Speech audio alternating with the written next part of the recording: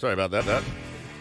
Morning, everybody. Ben and Woods, 97.3. The Fans. Get our heads right on a Monday. As you can see, I'm still struggling to. My body is devoid of any fluids after yesterday's long baseball game out at Escondido High. Game time temp of 106. God. Woo!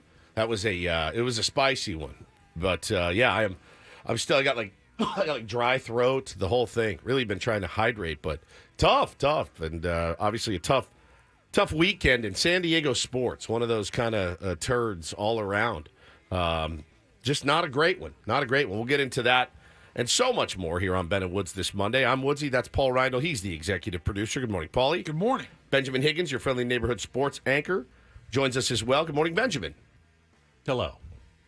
I'd say good morning. It's hard to feel that good on this morning. Yeah, listen, you got to take the good with the bad. You hate losing a series to Sleepy Bob and the San Francisco Giants and a bunch of absolute no-names at the bottom of the order, just taking it to you all weekend. But listen, it's baseball. It happens.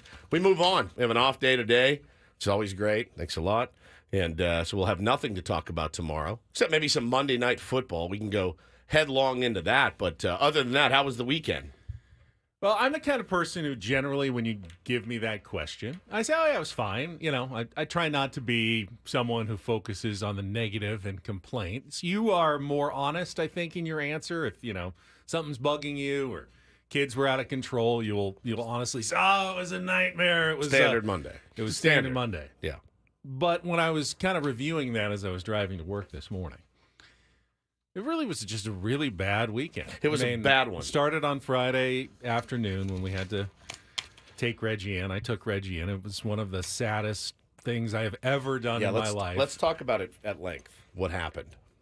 His dog. If you missed it, Yeah. his dog Reggie crossed over the Rainbow Bridge. Yeah. And by the way, before you tell the story, my wife said, I think that should not be exclusive to pets.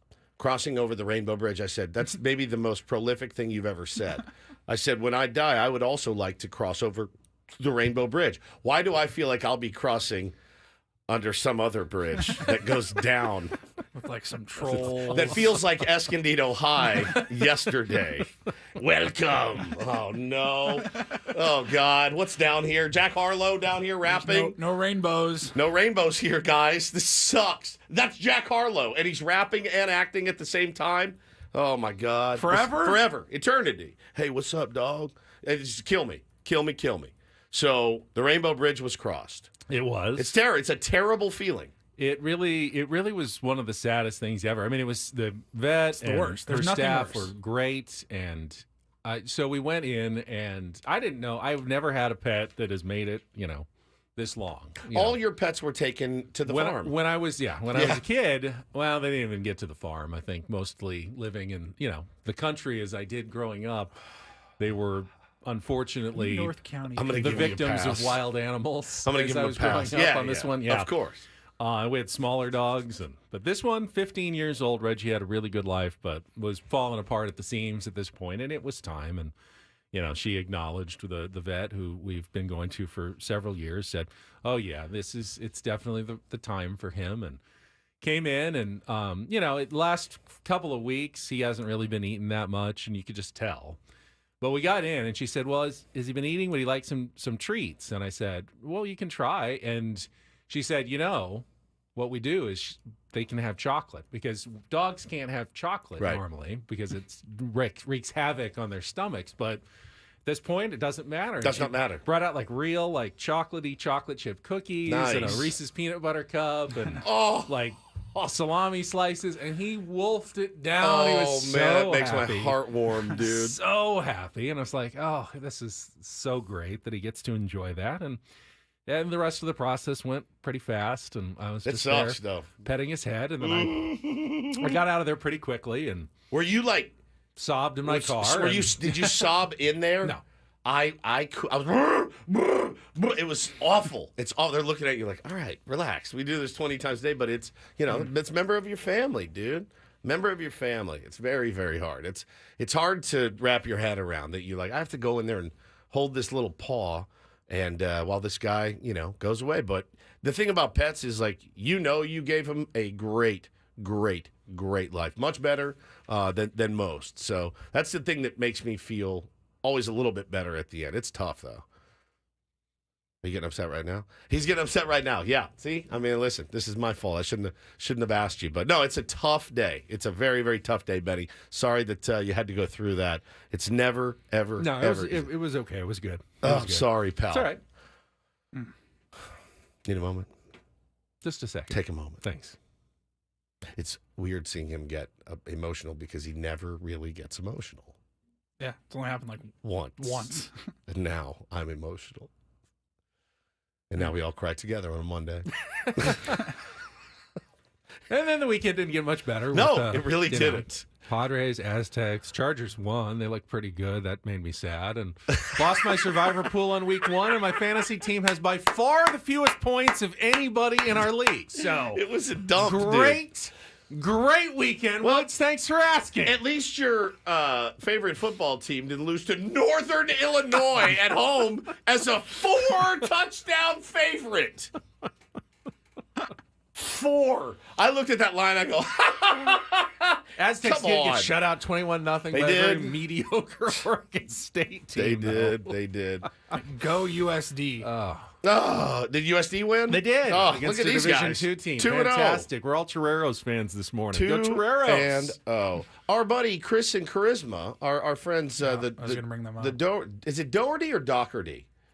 Doherty, right? It looks like Yes. Doherty to me. It does, but I've seen Doherty spelled Doherty. I thought it was when it was GH. Sometimes it'd Yeah. be Doherty. I think but- I've seen them both. Really? But anyway, Chris and Charisma, our beloved Tier 1s and friends, they lost their pup unexpectedly on Saturday afternoon. That begs the question, you'd rather have the chance to say goodbye, right? Even though it's hard as hell to have to go in there and do what you did, you'd rather have the chance to say goodbye to anything, your friend, your family member. Like, as much as it's awful, you don't want like a phone call be like, hey, Woods died. Right. Like, Yeah. that sucks. No, but that's like, true.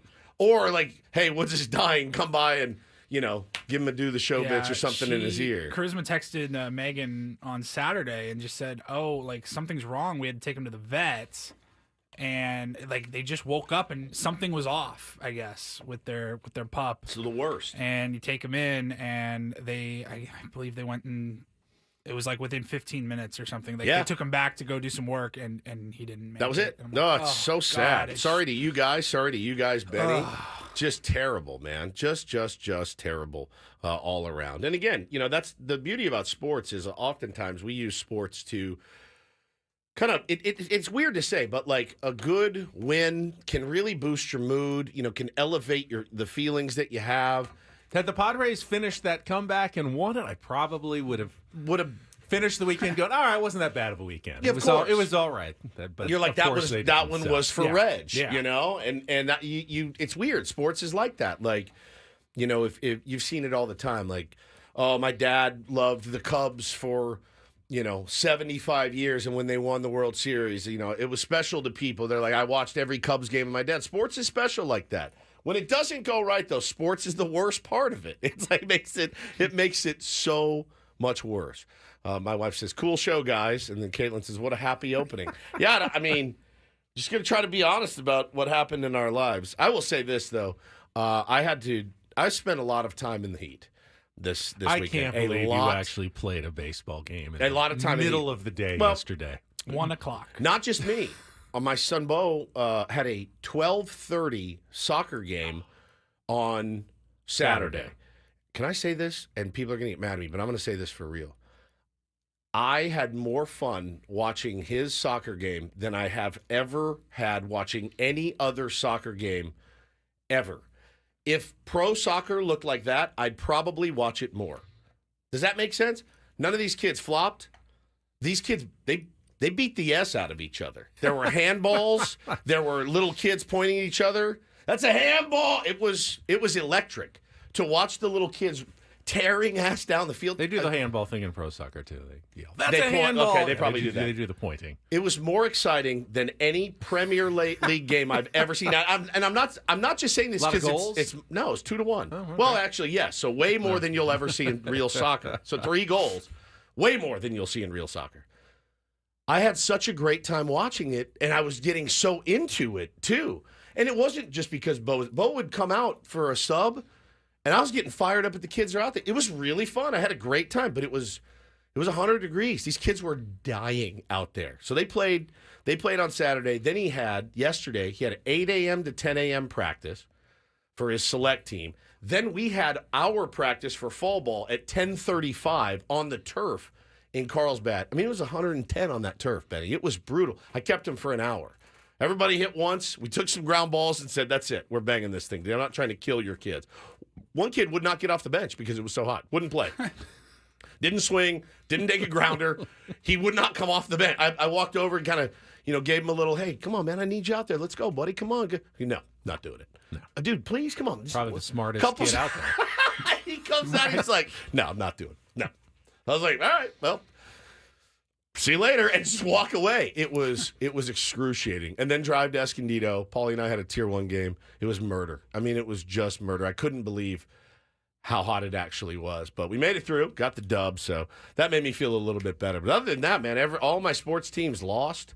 I mean, it was a real crap scene in the San Diego sports world this weekend. We got a lot to talk about, that's for sure, including some more Padres news and what they're going to do at the shortstop position, perhaps for the, foreseeable future. Things not going quite as smoothly with the comeback of Ha-Sung Kim as we were hoping, expecting maybe, and now the powers that be, Mike Schilt, A.J. Preller, have a decision to make about what they're going to do going forward. So we will talk about all of that coming up. We'll set the menu for the show coming up next. Crispy says, what about the Wave match on Sunday? Did they end up winning? No, that's 4-1. So if you like goals, you saw a lot of them against the Wave. So Alex Morgan lost 2. Had a chance at a goal in her last match. Got her penalty kick stopped. It was a penalty She had kick, penalty too, kick. right? No goals all season. Didn't get a single one. Had a chance before she was subbed out after the 13th minute. Didn't go in. I don't want to play the. In the big picture, it doesn't matter. It doesn't matter. It was still a great moment and a great scene. But could something have gone right and well, magically? No, not this weekend. I don't want to be typical San Diego. But when these weekends happen, it's hard not to get in that space. So we're going to do our best today to make you laugh. Try to get out of that space. I would like to tell you how my weekend started. Oh, next. good. All right, we'll do that try next. to break it up a little bit. All right. Because this was the most depressing Open I think we've had in years. Yeah. But I do want to thank everybody for all the love in the chat and everybody who tweeted me on Friday after Reggie passed. It was very much appreciated. I saw all of them, and thank you very much for all of that. And we are getting started right after this. Check of traffic with Kelly Danick on San Diego's #1 sports station, 97.3 The Fan.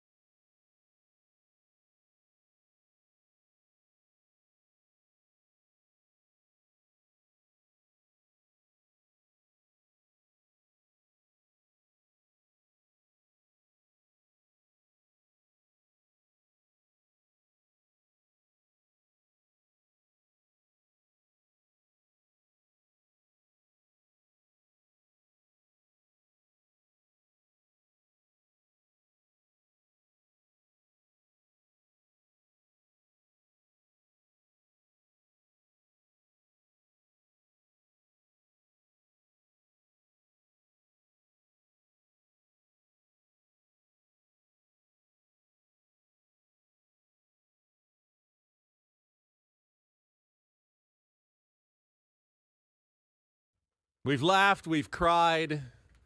We're only 20 minutes into the week. We've loved. Where do we go from here? Paulie said he had a interesting start to his weekend. Yeah, you don't remember? I don't know. I was too self-consumed, I guess, with my own grief, apparently. Yeah, well, that's why I waited. I haven't heard this yet. I wanted to wait a segment after you broke down in the first segment. It just didn't feel right. Yeah, but that actually would have been a really good time to pile on, I think. no, when Thursday, Friday, you kind of saw the weather forecast. You're like, we're in for a hot one this weekend. It's probably gonna suck. But it was about 10:15 on Friday morning when I just wanted to get home, start my weekend, and as has happened, I don't know, 50 times over the years. One of you, mostly this guy, Ben. So now I know where you're going. I'm just trying to get out of here. It's Friday. We just grinded all week. There's an unwritten rule in the radio world for morning shows. It's unwritten. It's like in baseball. It's unwritten that you don't send your show, your air talent, your morning show production to do on a Friday. It's just as unwritten as it gets. That has never filtered into Odyssey San Diego. It's when we get the most production work to do. I did okay on the production. It was actually our short promo. It was just the really, 15-second promo. The one that I let you leave. I was going to handle because you had production. But then I was tired. It was Friday. You were on your way to the vet. Yeah, and I was not in a great headspace. No, it's a 15-second promo. All I need is 7 to 8 seconds of content. 7 seconds. And it took Ben, I got it edited down to 1 minute. You're kidding. Meaning it took about 7 or 8 minutes. 7 or 8 minutes. Check 1, 2, 3. It was testing 1, 2, 1, 2, 3. Oh my God! Finally, 3, 2, 1. Listen, look at him. Coming up Monday, we'll wrap up a full weekend of Mike Schultz Padres versus Bob Melvin's Giants, plus week 1 of the NFL season in conclusion. No, it's close. You were probably right just there. left it there. That was my best 2, take. I was so close. Coming up Monday, we'll wrap up a full weekend of Mike Schultz Padres versus Bob Melvin's Giants, plus wrapping up. I just said wrap up twice. 3, 2, 1. Coming up Monday, we'll wrap up a full. 3, 2, 1.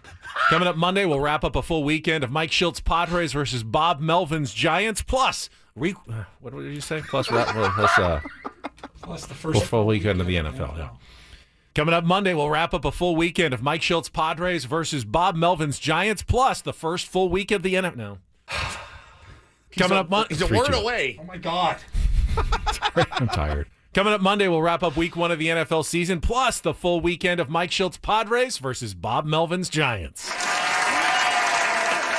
just had to reverse it. It just had to turn it around. You were so bound and determined to get Bob Melvin's Giants and Mike Schultz Padres, and he wouldn't stop. That's the point. I was going to kill him. That's the point where I just go, all right, coming up Monday, Padres Giants will break it all down for you, and we'll wrap up the NFL season, and I'm out the door. But I would like to thank you, Ben, because I actually left inspired. And I went home and got into the Beat Laboratory. Oh, he went into the Beat Lab! And I would like to introduce everybody to the world's debut of Promo Woes. All right, here we go. 3, 2, 1.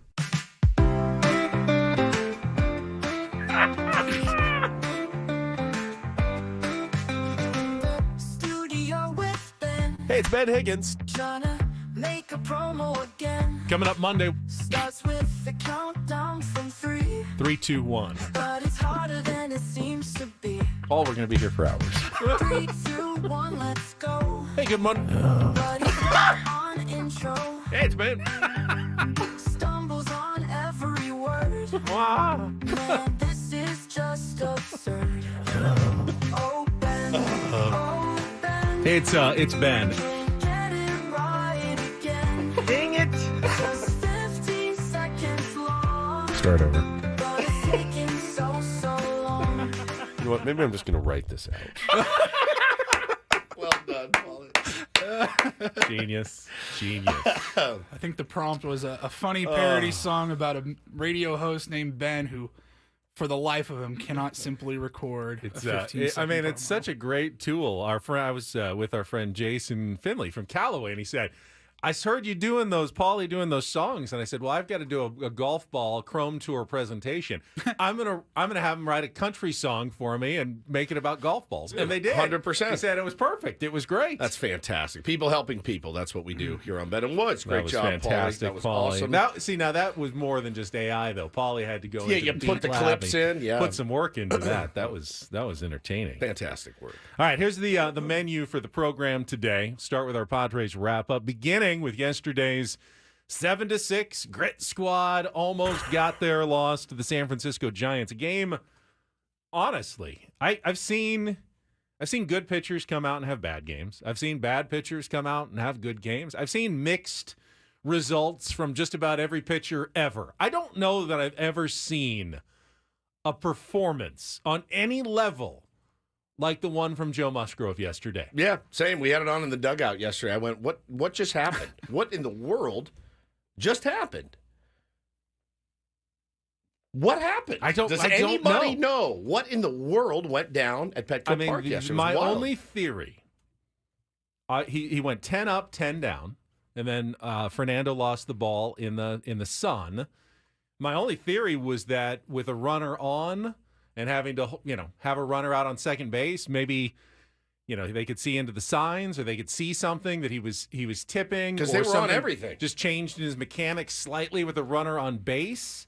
But that doesn't explain after the home run. He went back to, no one on base, and they still continued to pound him for just 7 straight batters.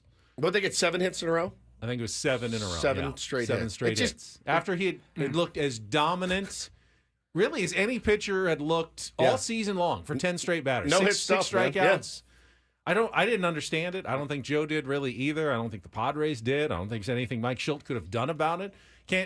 You don't get a reliever hot and ready after your starter goes 10 up, 10 down, and looks as good as he has in years, essentially. So ridiculous, And man. by the time, it was 5 minutes, and it was 6-0. And the game was, you thought, over. The Padres did make it a game. We will talk about it, get all the highlights in our Padres wrap-up coming up in our next segment. Just so you know, you're not alone. Joe Musgrove said, I've never had that or seen it. To me or anybody else, that guy's been in a lot of baseball games. Yeah, so. that was crazy yesterday. Obviously, it was a big weekend in football with a full NCAA and NFL schedule. We'll talk about some of the big stories, including Tyreek Hill yesterday in the Miami Dolphins game and what happened to him before the game. Take on Woods comes your way at 7:10, a chance to qualify. We had 3 qualifiers last week in Take on Woods, a rare full week of everybody getting into our 3 drawing ties. for Las It's Vegas. No big deal. 2 ties and a win, I Two think. ties and a 2 win. ties and a win. Don't do this at 7:20. We'll talk about the rest of the Padres weekend and the wild card race. I don't want to say uncomfortably close, but certainly not as comfortable as you'd like it to be if you're a Padres fan. There's certainly a path to not making the playoffs here at this point for your San Diego Padres, and we'll discuss that as well. Second half of the program, have in-season Sammy. Sam Levitt will be with us. Padres down to 92.4. Uh-oh. That's not a good radio station. No. 92.4. I have no idea who they are. Well, they're all odd, so there's no even there is radio no station. 92.4. that's true. They're all odd. But Sam Levitt will be with us. Ryan will report. We'll talk about Alex Morgan's day yesterday at Snapdragon Stadium.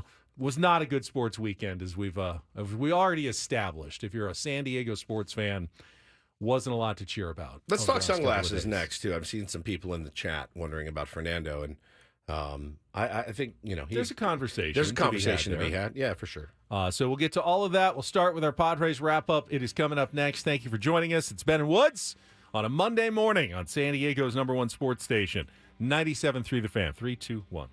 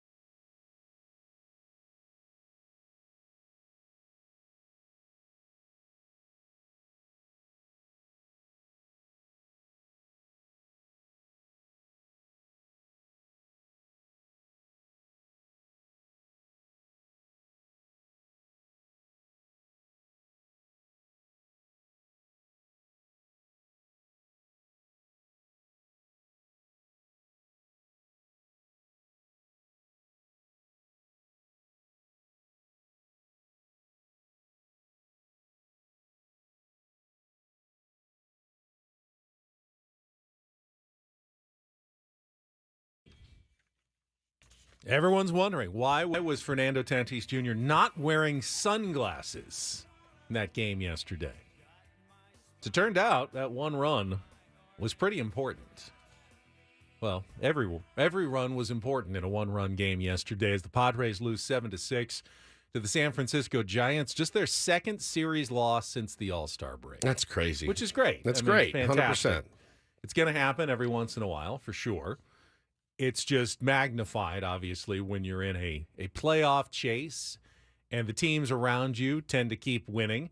The Diamondbacks did lose 2 of 3 to the Houston Astros. Yep, but who we also have to play very soon, and they Are look coming up. absolutely ridiculous. They have been playing very well and trying to put away the Seattle Mariners, who are the next opponent for the San Diego Padres tomorrow and Wednesday up in Seattle. First, though, we got to wrap up the series against the Giants. We will get to yesterday's highlights and lowlights in our Padres wrap-up right after this check of traffic on 97.3 The Fan. From the 97.3 The Fan Traffic Center, here's Kelly Danick. Traffic is sponsored by Valvoline Instant Drive-Thru Oil Change, your trusted instant drive-thru oil change. Looking pretty good on our roads, guys. Crash clearing on southbound side of the 15 near Deer Springs Road. It's over the right shoulder, fortunately not really causing any slowing. Now, south 15 right before Ocean View, we're getting reports of a possible fire. Some smoke visible from that right shoulder. Stop by any of the 30 San Diego Valvoline Instant Oil Change centers. You don't have to get out of your car. It usually only takes 15 minutes or less. Plus, get a free courtesy check of your tires and battery. Visit SoCalOilChange.com for directions and discounts.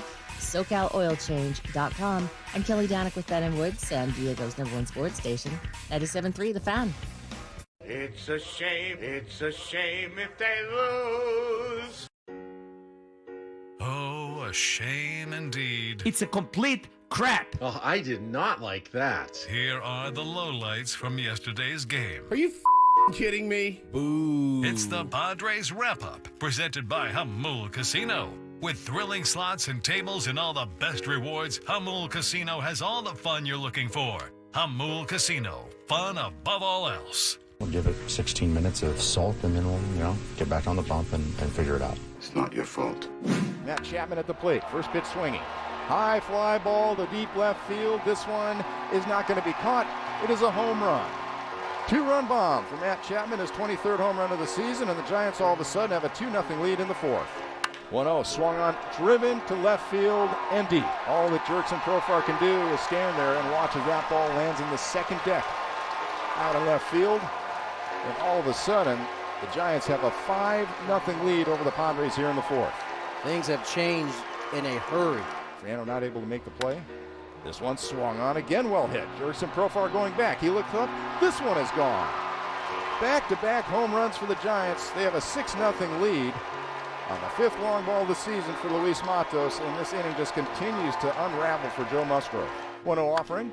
Fly ball, left field. Pretty well hit. Going back is Ramos. He's at the warning track at the wall. It's gone. Home run for Jackson Merrill. 23rd of the season. And the Padres deficit is cut to 6-1. 0-2 by Jacob. Swung on, high fly ball. Deep left field. Jurickson Profar has his head down. He's running to the wall. This one is going to be gone. Home run for Kirk Casale into the left center field seats. 4th home run of the afternoon for the Giants. They have a 7-1 lead. The first pitch he sees way inside. It gets past the catcher, and Jackson Merrill is going to score on the wild pitch. Padres deficit cut down 7-2. Runners on second and third with 2 outs. And the Padres getting a little bit of help this inning from the Giants. 1-0 offering, swung on, popped up right side on the infield. Second baseman and shortstop both calling for it. They collide, and the ball is going to land safely on the ground. Both runs are going to score.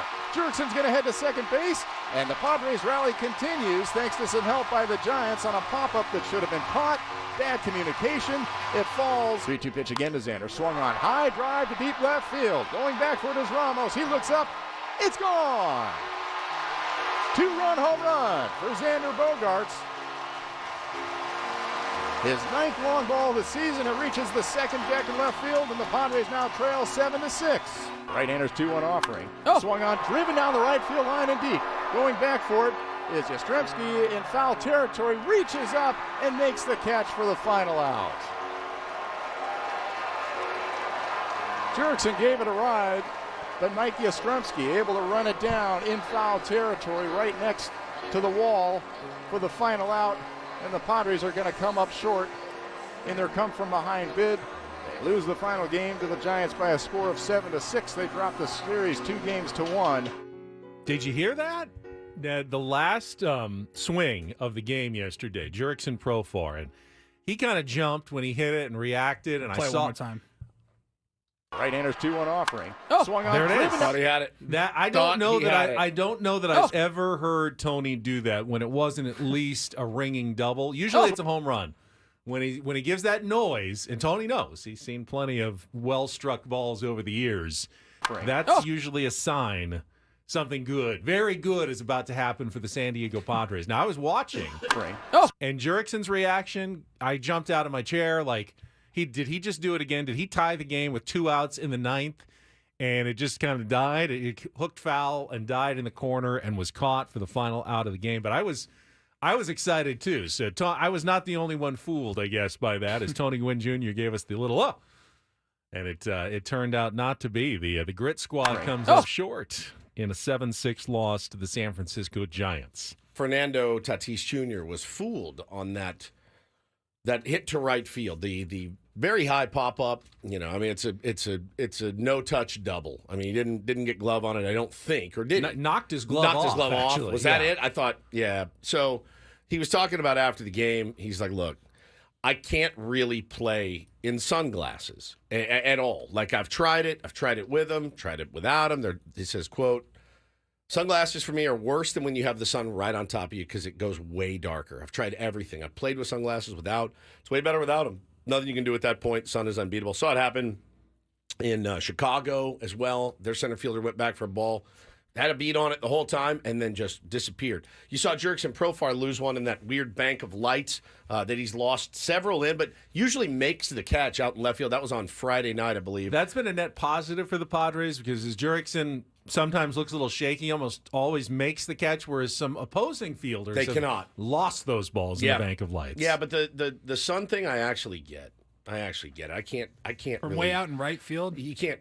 I get it. The high sun, you know, it's one of those things, man. If you can pick it up off the bat, then you got to use your hand or your glove, and it's just. I bet you if he's playing shortstop, he's probably wearing sunglasses. Yeah, potentially. I think it's being that far away from the plate, seeing the ball off the bat. You want to make sure you can see it as best as you possibly can. I don't know how they catch 50% of the balls with all the people in the stands and everything else. I mean, it's maddening to think about. It's fairly easy in an empty stadium to catch one like that with the blue seats in the background, all the people. But no, he booted it, man. He booted it, and yeah, I mean, Joe Musgrove at that point, as soon as he booted that, next pitch, home run. That was like, what in the world? That was going to be 11 up, 11 down. Yeah. He had retired the first 10 in order. And that'll mess with you. 6 strikeouts. That'll mess with you. And that pitch was the first pitch of the at-bat. It was dropped for the double.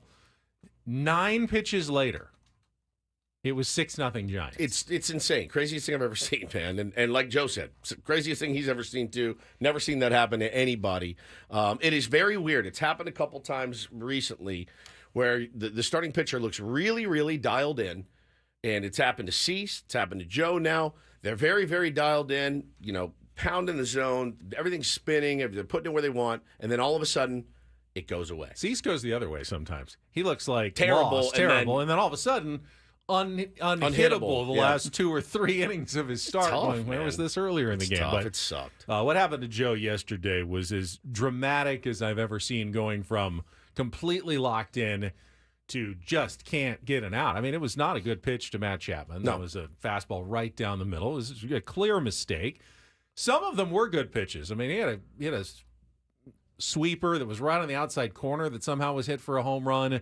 On one of those, the singles weren't necessarily hard hit. It was some bad luck, some bad pitches, and it just all combined to let that game get away. Padres did come back. I think one of the frustrating elements, and I don't want to belabor Alec Jacob. He did a good job. You're going to take 2 2/3 innings, 1 earned run from your last guy in the bullpen who's trying to save the rest of your pen every single time, but the 1 run kind of hurt. That was a big one. Backup catcher who has not hit a home run all season long, and Kurt Casale, that ended up being the winning run of the game, the 7th run that the Giants would need to hold off the late Padres comeback, which they continue to fight.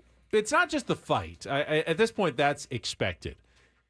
they get results every Yeah. single time, too. And that's why, ultimately, well, yes, I'm nervous because I'm a Padres fan and the race is very close, and someone's not going to make the playoffs out of the Padres, the Diamondbacks, the Braves, and the Mets. And all four teams probably feel like, yeah, we deserve to make the playoffs the way that we've played. But one of them is not going to be there. Maybe someone collapses the last 3 weeks. I doubt it. I bet they're all going to play pretty well, and in the end, someone's going to win 90 games, and they're going to be home. And that's going to be rough for that team and their fan base. But ultimately, I still don't see any glaring concerns for your San Diego Padres. Just the one that is probably going to be the topic du jour Right. today is probably the shortstop scene.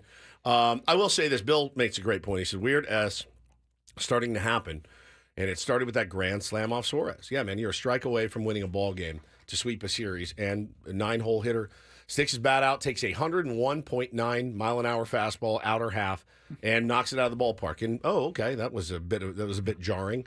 They came back, played great in their next game on Friday night. Just spectacular win. Everything went right. And then, we'll get into the other two games. We just got into yesterday's game, but the weird things are happening where before the weird things were happening to the other teams. Just need a bit of a luck switch here. I think they're still playing pretty decent ball. I think they're still pitching okay. The biggest question going forward is, okay, well, our cavalry that was supposed to come, there was one man left on the cavalry, and it doesn't, is this absurd to say? Have we seen the last of Ha-Seong Kim in a Padres uniform? Wow, I had not gone to those lengths. The at depths this of point. my despair? So Mike Schilt, the report on Ha-Seong Kim was that he's swinging the bat, but the throw from shortstop continues to give him trouble. He can't throw it full strength. You can't play shortstop if you can't make that throw. And he's not, while getting worse, he's really not making any strides toward feeling better on that throw, which means at this point he has to remain on the injured list, and the Padres have continued to go with Mason McCoy. We had Mason McCoy on last Like him, week. great guy. He's not an everyday major league shortstop. No. And the Padres now have to make a tough decision about what they're going to do going forward. If they were 6 or 7 games up in the wild card race, fine. If they're the Dodgers, they're good. You're Throw playing Mason McCoy out there. Yeah. Just keep working on Ha-Seong Kim. But at this point, as the games become very critical toward making sure you make the playoffs, it becomes less and less tenable to play Mason McCoy every day. I don't think playing Tyler Wade there is an answer either. He's on my list. Which means you have to move one of your myriad shortstops who are playing other positions back to shortstop temporarily. And the first most likely candidate is the guy who has been doing it late in games and did it yesterday as well, and that is Xander Bogaerts, who showed some reluctance to, of course, move to second base originally, and then once again showed some reluctance once he had made all those changes, and understandably so, to move to second base to then just be flipped right back to shortstop in a time of need. But if you saw Xander's comments yesterday, you have to think he's becoming a little more amenable to it. And I'm referring to the comments he made about Donovan Solano, his teammate, when he said, really, it's a shame. I'm paraphrasing here. It just sucks him not playing. Not playing, yes. That it's a shame that Donovan with his bat can't get into the lineup. Well, the one way Donovan Solano could get into the lineup every day would be by playing first base, having Jake Cronenworth play second, Xander Bogaerts at short, Luis Ariz is designated hitter, and Mason McCoy is not on the bench, or is on the bench or not on the team, whatever it is. That would be your best offensive lineup on a day-to-day basis. It has to have Xander Bogaerts at shortstop if you want your best offensive lineup in there. And I don't think there's any really other logical alternatives to that. Yeah, well, and now with that news, I think that changes everything for Xander Bogaerts as well. Like, hey, man, I after moving me here, it was a big deal. I'm getting comfortable finally. Now you want to move me back for what? What are we talking? 10 games? No, man. Let's roll with McCoy. Let's tread water, whatever. And now when the news comes out that Kimmy is potentially not coming back, and he's a free agent after this year, Benny. It could be the last we see of him. Now somebody made the point on Twitter. I think you tell Xander, all right, you're our shortstop in 2025 as well. Go start now. You know what I mean? I wonder if that does anything for him and just says, hey, you go now. I need you to, we're sorry, but we need you to embrace it. Do we want to win a World Series or not? Go out there and get it. We're going to give it to you next year because you got Leo coming up through the system. I would just tell him, you're here until DeVries gets here. So it could be 3 years, could be Slide 4 back to years, could be second. 5. Or go to first. I don't know that you can promise that, though. If you get to 2025, and we don't know who is going to be on that team, what trades might be available to A.J. Preller. I mean, if they pick up extra outfielders this offseason, like, hey, we were able to sign a terrific outfielder, you may need to move Jackson Merrill back to shortstop at some point. And you can't necessarily promise with 100% certainty that Xander Bogaerts can play shortstop next season or for the next couple of years until Leo Dallas DeVries is ready. Then you tell him, you can't even promise DeVries that shortstop will be his position in the future. And what if in 2 weeks Kim's feeling better? Then do you move Xander back, or do you stick Kim over at second? And Kim very well. This all tells me, though, that with 3 weeks left of the season, I mean, they're saying he's not progressing as much as they would like and can't make a throw. Sounds like it's code for he's pretty far away. But that doesn't mean that in 2.5 weeks, and if you're still going to the playoffs, he's going to be your best option to be your playoff shortstop. So are you going to move Xander back then to second base when Kim comes back, if he does, in time for the postseason? Yeah, and I don't want this next year if you can't even promise him the rest of this year. I don't want this to. This doesn't. I'm not mad at Xander Bogaerts. It's not his fault. You signed him as a $280 million shortstop. You moved him off of shortstop after a year. He was visibly. I mean, again, that's what he came up playing. That's what he knows how to play. Feels like he can still play there, and you moved him to second, and now you want to move him back? Yeah, I mean, I kind of understand where he's coming from, but I'm also of the mindset that he's finally of the mindset of like, all right, whatever we need to do, just do it, you know? And again, like, Xander, let's go try to win a World Series here. Now, you did sign Nick Ahmed, who's like, at this point, the rental car that no one's taken good care of and just gets, passed around and trashed and then turned back in at the end of, however long that you've rented him for. But you could go with a more experienced major league commodity there temporarily at shortstop instead of Mason McCoy. I just don't know that that's going to be much of an upgrade. I mean, he can pick it. That's for sure. The good dude's got Mason a McCoy, ridiculous glove. So can Mason McCoy. Defensively, that has not been the issue. That's true. Ahmed has been in big games. He has played in big games. Mason but can McCoy, he hit in big games? Can he hit better than Mason McCoy? I trust answer. Mason McCoy defensively. The question is whether he can do anything at all offensively. Yeah. And if he can, then he would be an upgrade over Mason McCoy. Yeah. Whose at-bats have looked lost the last week. He had a good first, 5-6 games? Yeah. Getting on Since base. that, he's looked... he's bunted or he's, Since that, he's looked lost at the plate. Hitting in double play. Strikeout, double play, strikeout, double play. I mean, I understand where everyone's coming from. And I think my general personality is one of whatever it takes to win a World Series, that's what these guys should be doing. But it's not like I don't see their point. And I listen, is Xander Bogaerts really, is he that great of a shortstop anymore? You know what I'm saying? He's better, and he's better offensively. Is Donovan Solano a good first baseman? This is just where you're at with the injuries of this team. So this isn't some, we're going to explode once this happened. No, I'm still nervous about that. Are you guys not? I mean, I absolutely am nervous about Solano at first and Xander at short. Couple of scintillating games yesterday in Week 1 of the NFL. We'll get to that. Take on Woods coming up next here on The Fan.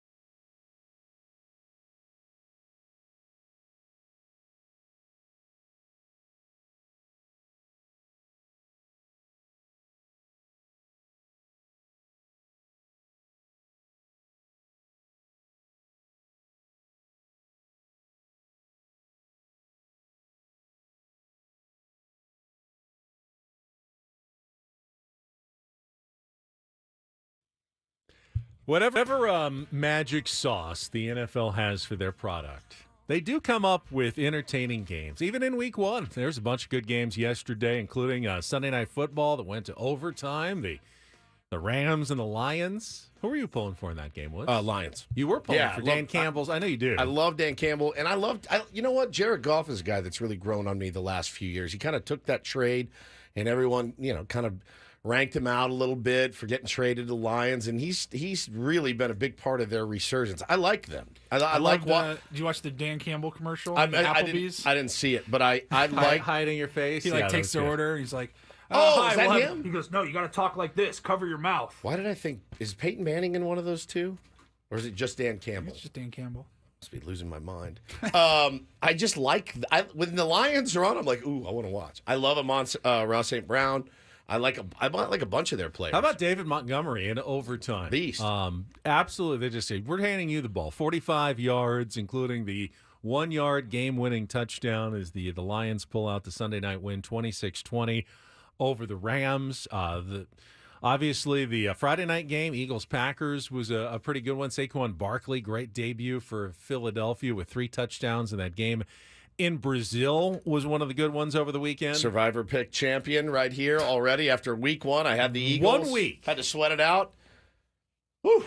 I know it's sour grapes, but it does. I feel like Survivor Pool shouldn't start until like week 3. Yeah. We have an idea of whether a team is good or not. That's what losers say. That's what I I don't said last disagree year with when you, I but lost. I'm not bringing that to the table because I mean, lost. he hates to lose so I much. tweeted that before He hates it to even lose to started. you. He hates to lose to I me. tweeted that well before. I think the Bengals game was tied when I tweeted Yeah. that, but I just it's such a guessing game. I always just go with probably the biggest home favorite of week one. So if And you that was the missed it, Bengals.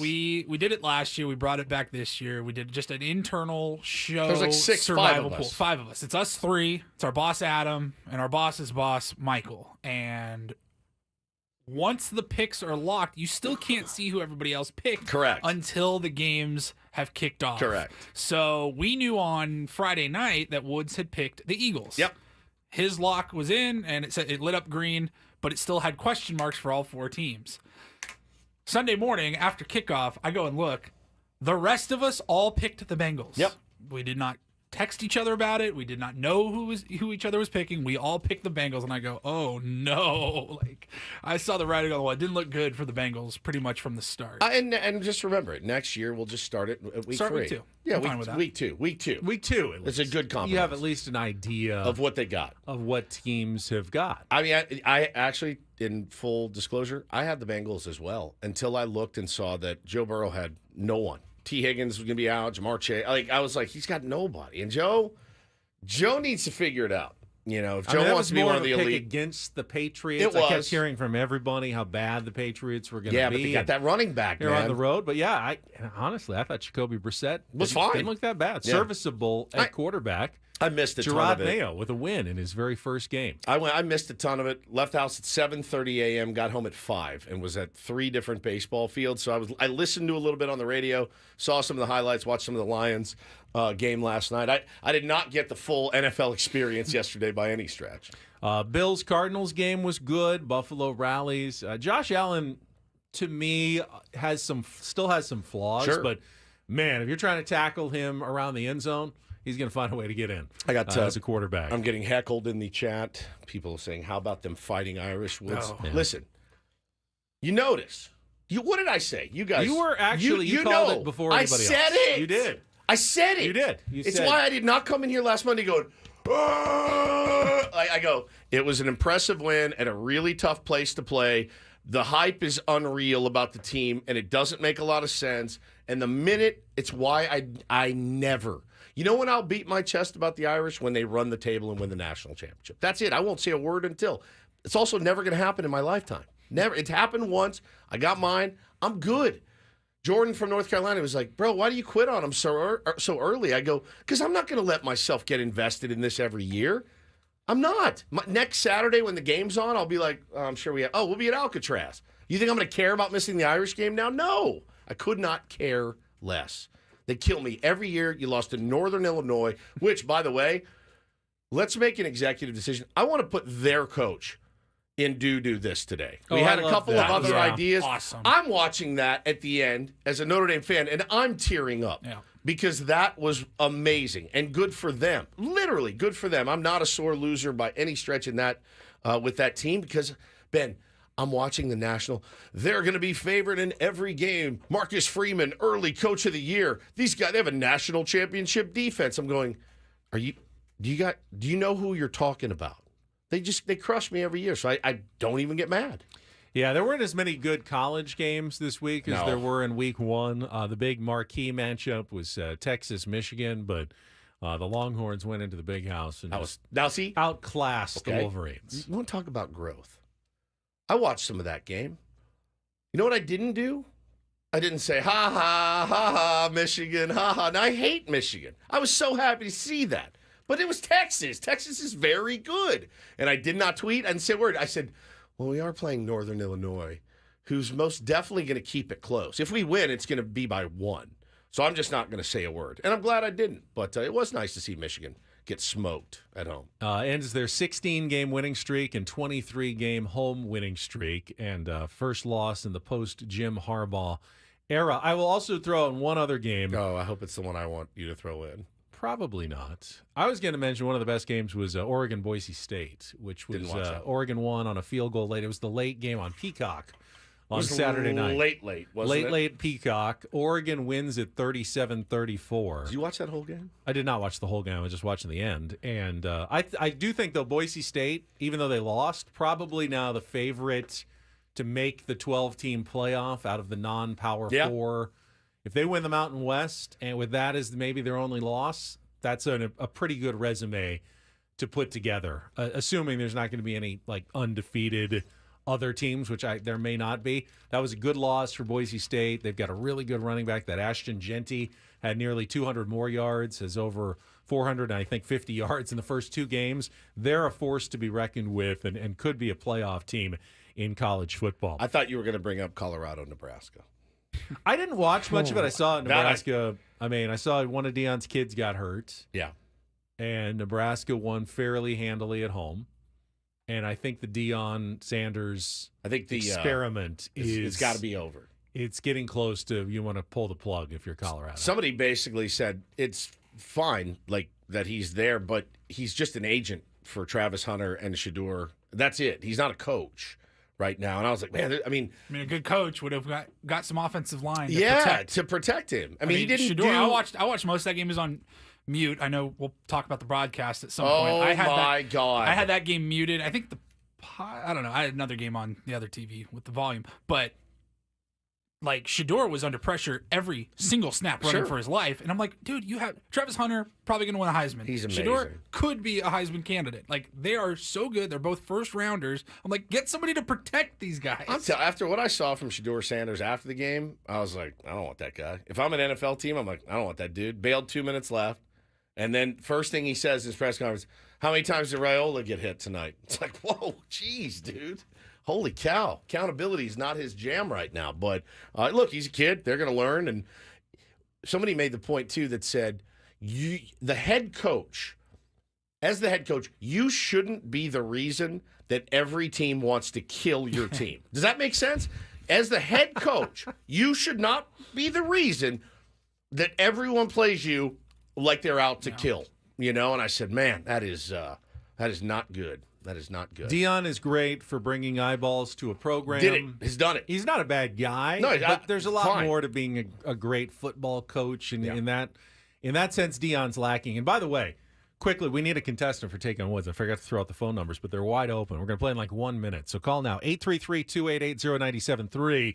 You want to take on Woods, qualify for a trip to Las Vegas, 833-288-0973. When you're winning, you can get away with things like, I don't want to answer questions from this reporter in a press conference. When you're losing, it's just a bad look. Bad look for Deion Sanders. And now they're piling up the bad looks after bad looks. And while they probably at Colorado went, hey, our program was getting no attention whatsoever, and any Selling attention out, is yeah. good attention. I'm sure there are some people in that administration who are now going, what exactly is he doing for us at this point? He's losing. He's bringing negative attention on us most weeks.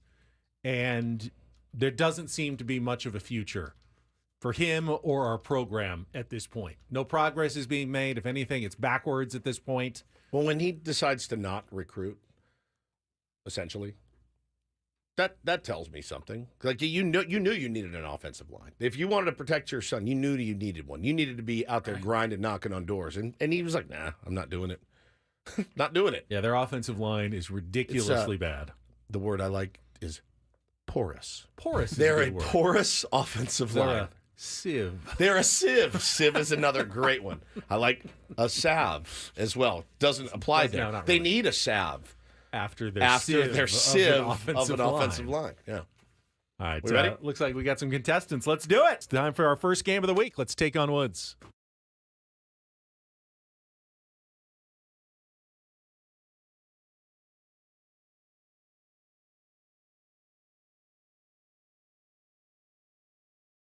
All right, let's meet our first contestant of the week.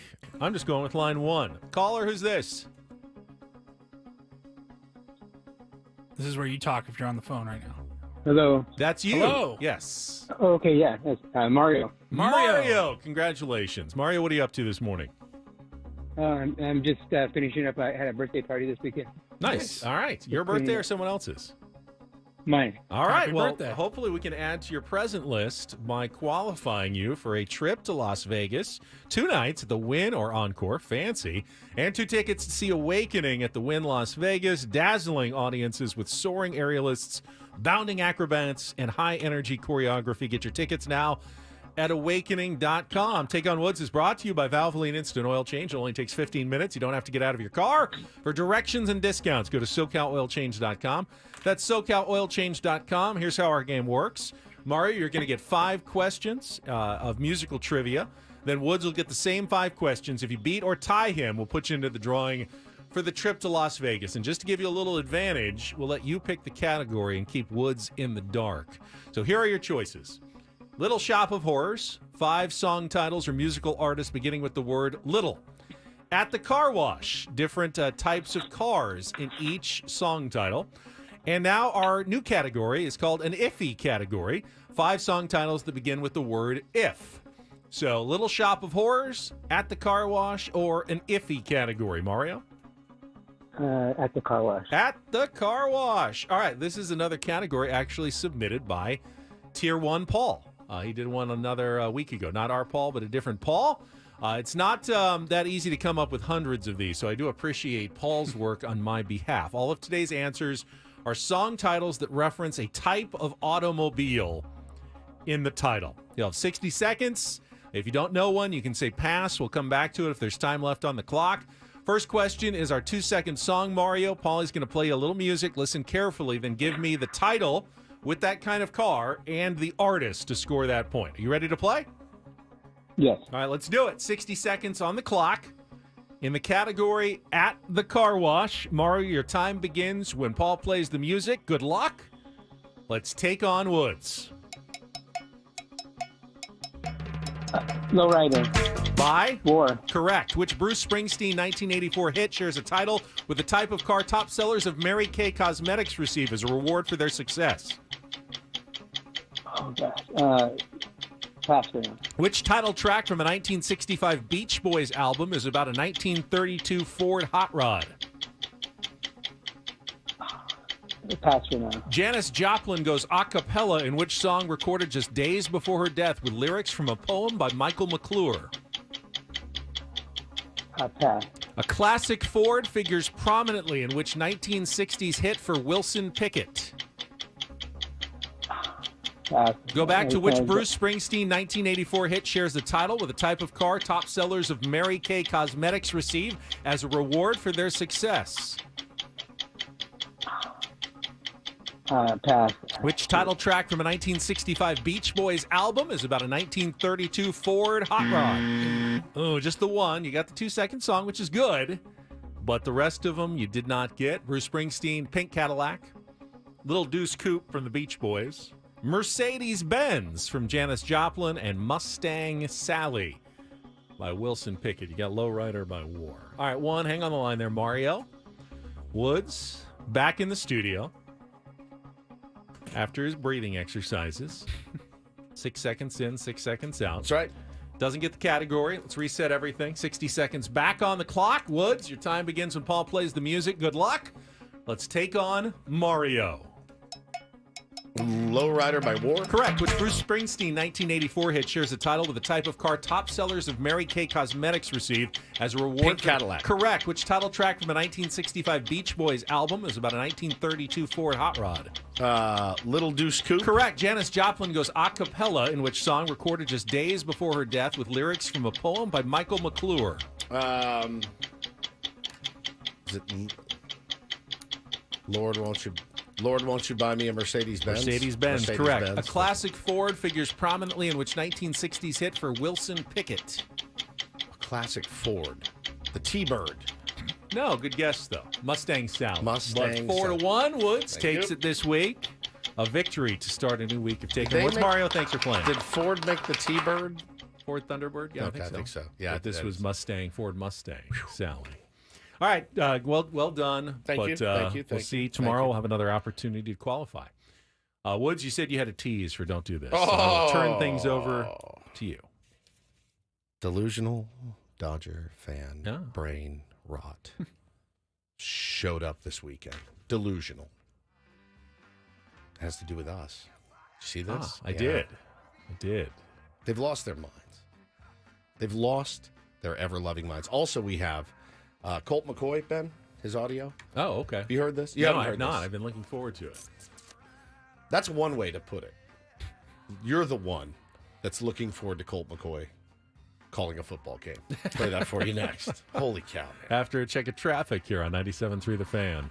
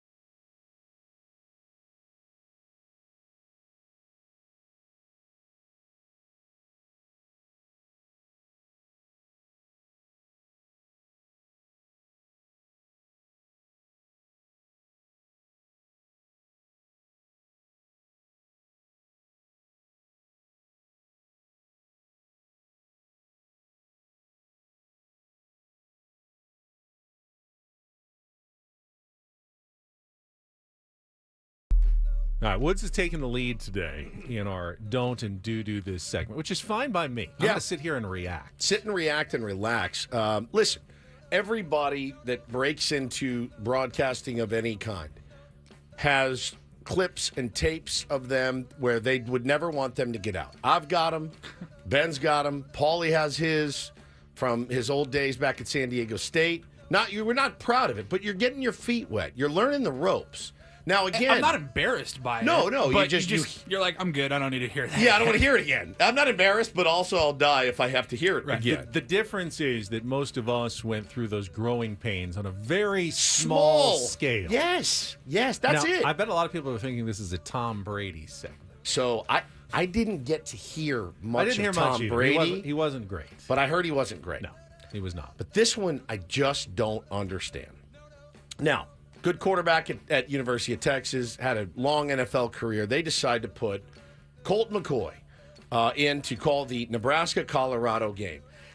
I wasn't watching it initially. I was busy, and I saw people tweeting about it. Like I saw Damian Woody tweet, or I saw somebody tweet, can we get Colt McCoy a coffee? And I saw Damian Woody say, I need him to get excited about calling this game. And I go, well, I'm going to go check this out. Within 4 seconds of watching it, I texted both of you. I go, oh, my God, are you guys watching this game? And you're like, I'm busy. I'm at a bar. Yeah, I had no audio. I had it muted. You had it muted. Yeah. You were listening to records. Paulie was listening to vinyl. I had 2 games going, both muted, just listening to some music. And I'm like, what the hell is Paulie's listening to vinyl? I'm scouting out college football. So I put it on. And I go, babe, get in here. Get in here. He sounds just like Boom Goes the Dynamite. We got a little clip. Okay. Listen to this. Huge game. The clip was titled, Colt McCoy Wants You to Watch Something. Yeah, watch number 24 right here. And then I want you to watch Nash Hutmaker. And here, I want you to watch number 44. I just want you to watch number 42, Mekhi Bayer. Yeah, watch these linebackers. Yeah. Watch 92 right here, Anquan Barnes. I just want you to watch the push of this whole unit right here. The whole game was like that. Yeah, there's a pass down, and how he caught it. Yes, he did. Yeah, it was. I can't listen. I always felt so bad for him. I really did. I felt bad for him because he's drowning. And if he was dumb enough, the man just retired like 3 weeks ago, and he's launched into a booth for a. He really does. Primetime game. He really does sound like the Boom the Dynamite. Boom Goes the Dynamite. He sounds like identical. Yeah, here he is. He's got that kind of the high pitched voice. But I thought, yeah, man, throw him in. Throw him on some low level game. Let him get his feet under him. It was bad, and I hope he wasn't. I hope he was smart enough to not go to social media. Because that's when you're making, you're doing a big game. Oh, check this at half. See how I'm doing. I mean, you're done. You're switching to Ball State men's tennis. That's him. It seems last week it seems every week they have a player. It actually makes me happy. And boom goes the dynamite. Because there have been some guys who have instantly been good. Those guys drive you nuts, Tony too. Romo was pretty much good right away. Greg Olson, who Tom phenomenal. Brady replaced, was much better than Tom Brady. Any question about it that Greg Olson debuted and he was already well above the level Tom Brady is at now, which is a bit of a problem for Fox, that now they've clearly put a worse guy in the booth for the guy that they had who was doing a really nice job of it. But it's not always that easy. I'm curious to see how Brady develops. I'm sure he'll get better. I'm sure, I'm like, with his mind of the football knowledge that he possesses, I'm like, how could he not be good? He will work at it. He will get more comfortable. He will be decent at the job. He's personable But I saw the enough. reviews, and I'm like, God, it's interesting that the GOAT can't talk about the sport in which he was the GOAT at. They paid him a fortune. Can you imagine Michael Jordan calling an NBA game? I don't know that I'd want to hear it. I don't think I would either. Again, I don't think it'd be very good. Again, you don't need everything. You don't have to be good at everything. Let the guys that are good at it be good at it. And then you were great. You were great at what you did. Just be great. You don't have to be great at everything you do. So I didn't hear a lot of it. I heard 2 seconds. I went, all right, whatever. It's his first game. Adam, our boss in the chat, goes, a worse guy for 300 times the cost. 300 times the cost. All right, I will do this one. I was sitting at home watching the game on Saturday night, and my friend, who is a Dodger fan, sent me this. I guess she is a member of Dodgers Fans of San Diego, which is an Instagram account. And she sent me a screenshot, and I went, oh, my God. So I'm looking at this. So it was, hey, ask me a question. There's a little text box. yeah. Press it. Yeah, and submit a question. So they asked Dodgers Fans of San Diego, is it just me, or are the morning guys from 97.3 The Fan huge Dodger haters? So the answer was yes. People throw around rent-free all the time, but you never hear LA stations talking about the Padres. Dodgers live rent-free in Padres' heads. Why they hate us. All right, so a couple things here. Number one, they don't talk about the Dodgers in LA. So we will mention the Dodgers, from time to time, but I'm sorry, they don't talk about. We also mentioned the Guardians from time to time. Yeah. Now listen, he's not wrong. We hate the Dodgers. It's fine. What did you expect? What do you expect? You want to get your team glazed? Just go to MLB at MLB on Twitter. Go to ESPN. Go to baseball. Go to the MLB Network.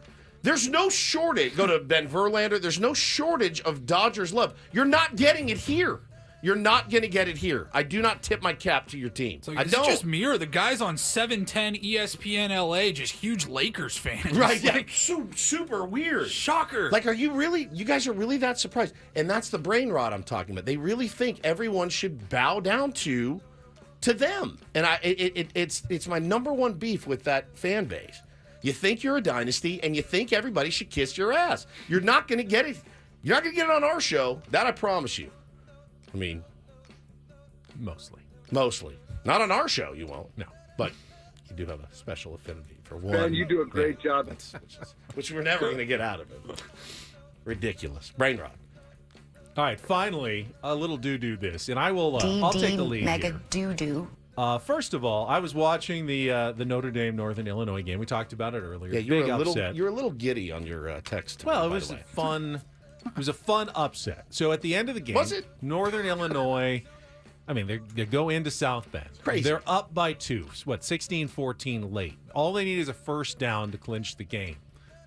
And they go for it, and the guy clearly gets it by a yard. But the official, for some reason, thinks he has seen the knee go down and spots it like a half yard behind the first down marker. It's fine. Let's go to replay, which then clearly also shows the guy gets the first down by a yard, and the replay goes, no, it stands inconclusive. Notre Dame ball. They've got a miracle chance with 30 seconds to go. If Notre Dame had won that game on that call, it would have been the biggest screw job, really, for an upset pick in history, but they didn't, and Northern Illinois held on to win. And then after the game, they go down on the broadcast to interview Northern Illinois' head football coach. What's his name? Thomas Hammock. Thomas Hammock, and he is a Played at former Northern. player. Yep. And he has been part of this program for years and years, and the emotion that he just exudes, it got me, right? I tweeted about from it the beginning. Yeah. Oh, it got me. He is teary as he walks up to the microphone. I'm so proud of our kids, the coaches, just everybody. They believed. They believed. And we came here and got it done. You told your guys this week that you didn't need anyone to be a superhero or superhuman. They just needed to be their best. What kind of performances did you see out there? They listened to what I said. I told them all week, we don't need luck. We just got to be our best. And they was their best today. And we was able to get it done. I loved it. I actually loved Where's it. this emotion coming from? Okay, that's not a great for question. you. Where's the emotion All coming these guys that been with our program, been through the ups and downs, and to continue to fight, it's like they're my kids. I'm happy for the adversity to push through. No matter the situation, I just couldn't be more proud. Thomas awesome, Hammock, man. Well done. You're a do this. And you were asking the question, would you want Deion Sanders to be coaching your program? No, I want Thomas Hammock to be coaching my program. Yeah, man. That's the kind of person I want as a coach. Played great. Tip your hat. And that's don't and do this for a Monday. that was Don't Do This with Ben and Woods on 97.3 The Fan. All right, the playoff race is heating up in the National League. It's pretty much down to 4 teams, 3 slots. Someone is going to be very Stop saying this. disappointed. I hate this. I hate this narrative. At I hate the end it. of September. And I will explain a little bit of the math behind it all. Oh, God. No. I'm going to just go to the bathroom. No, it's good. Good news for the Padres. I promise you. Coming up next, we've been at Woods on San Diego's #1 sports station, 97.3 The Fan.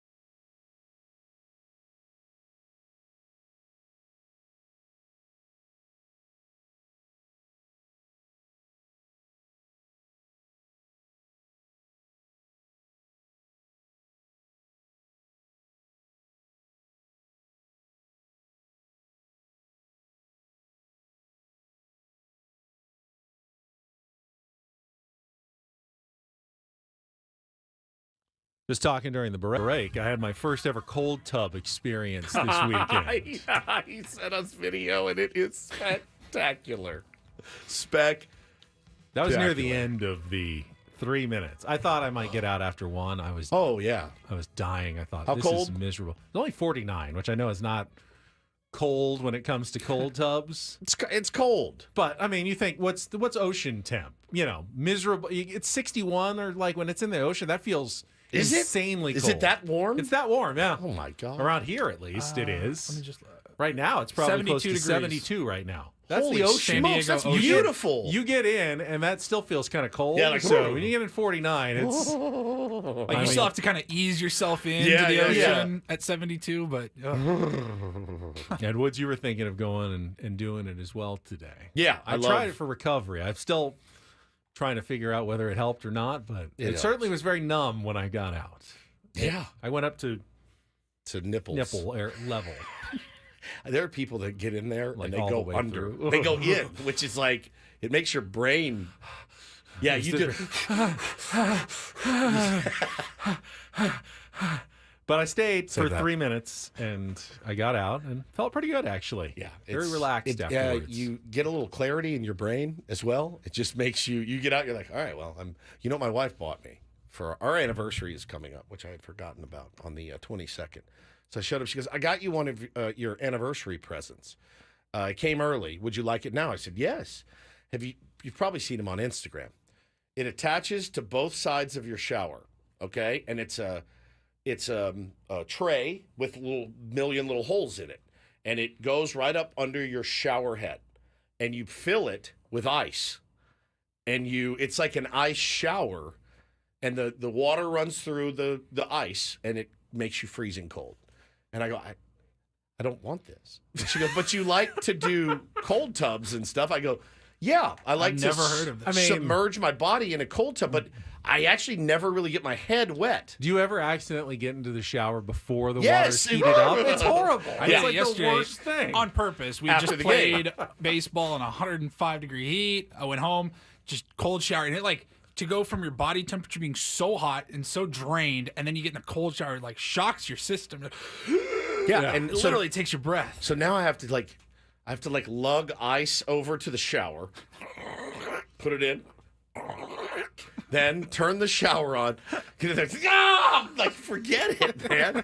So anything she'll buy me anything so that I don't get another cold tub. She raged so hard when I was filling up the cold tub.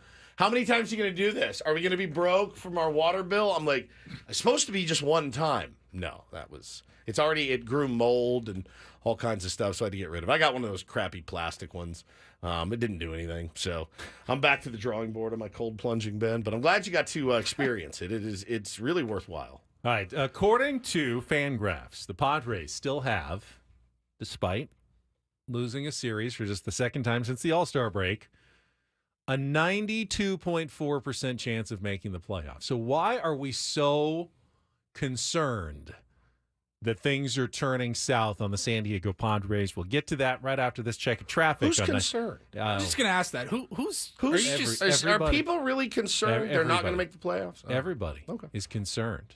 Have you not seen Padres fans on social media? Yeah, but that's the nature of fandom, I think.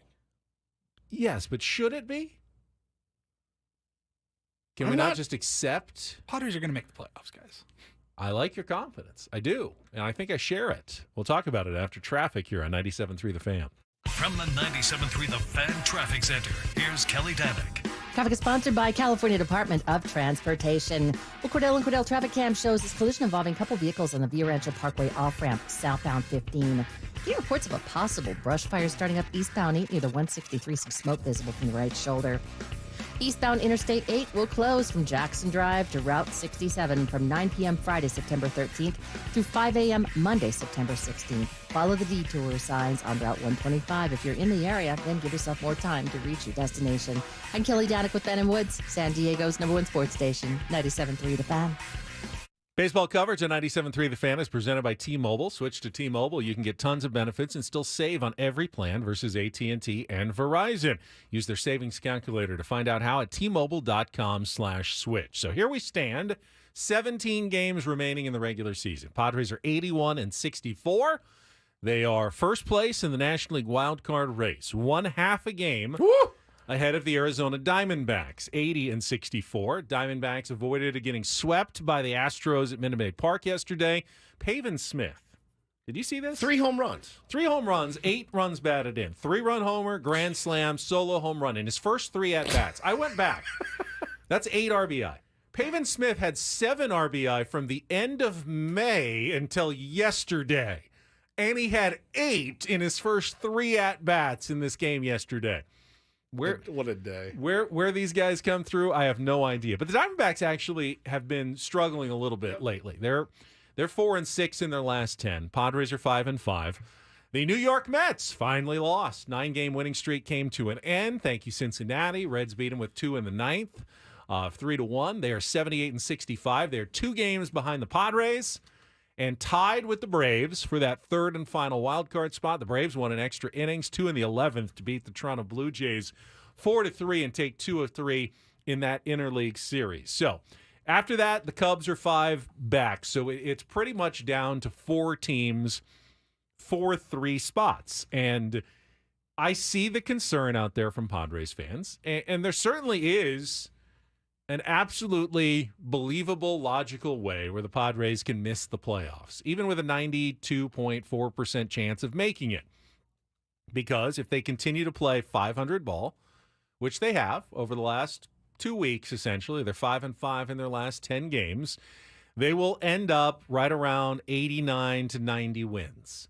Now, that's usually, in fact, every single year that's been enough to make the playoffs in the National League. But the way that the Braves and Mets and Diamondbacks have been playing, those teams don't need to play out of their minds to get to 90, 91 wins. If they play a few games above 500 and the Padres play 500 ball, you could end up 4th out of those 4 teams and miss the playoffs at the end of the year.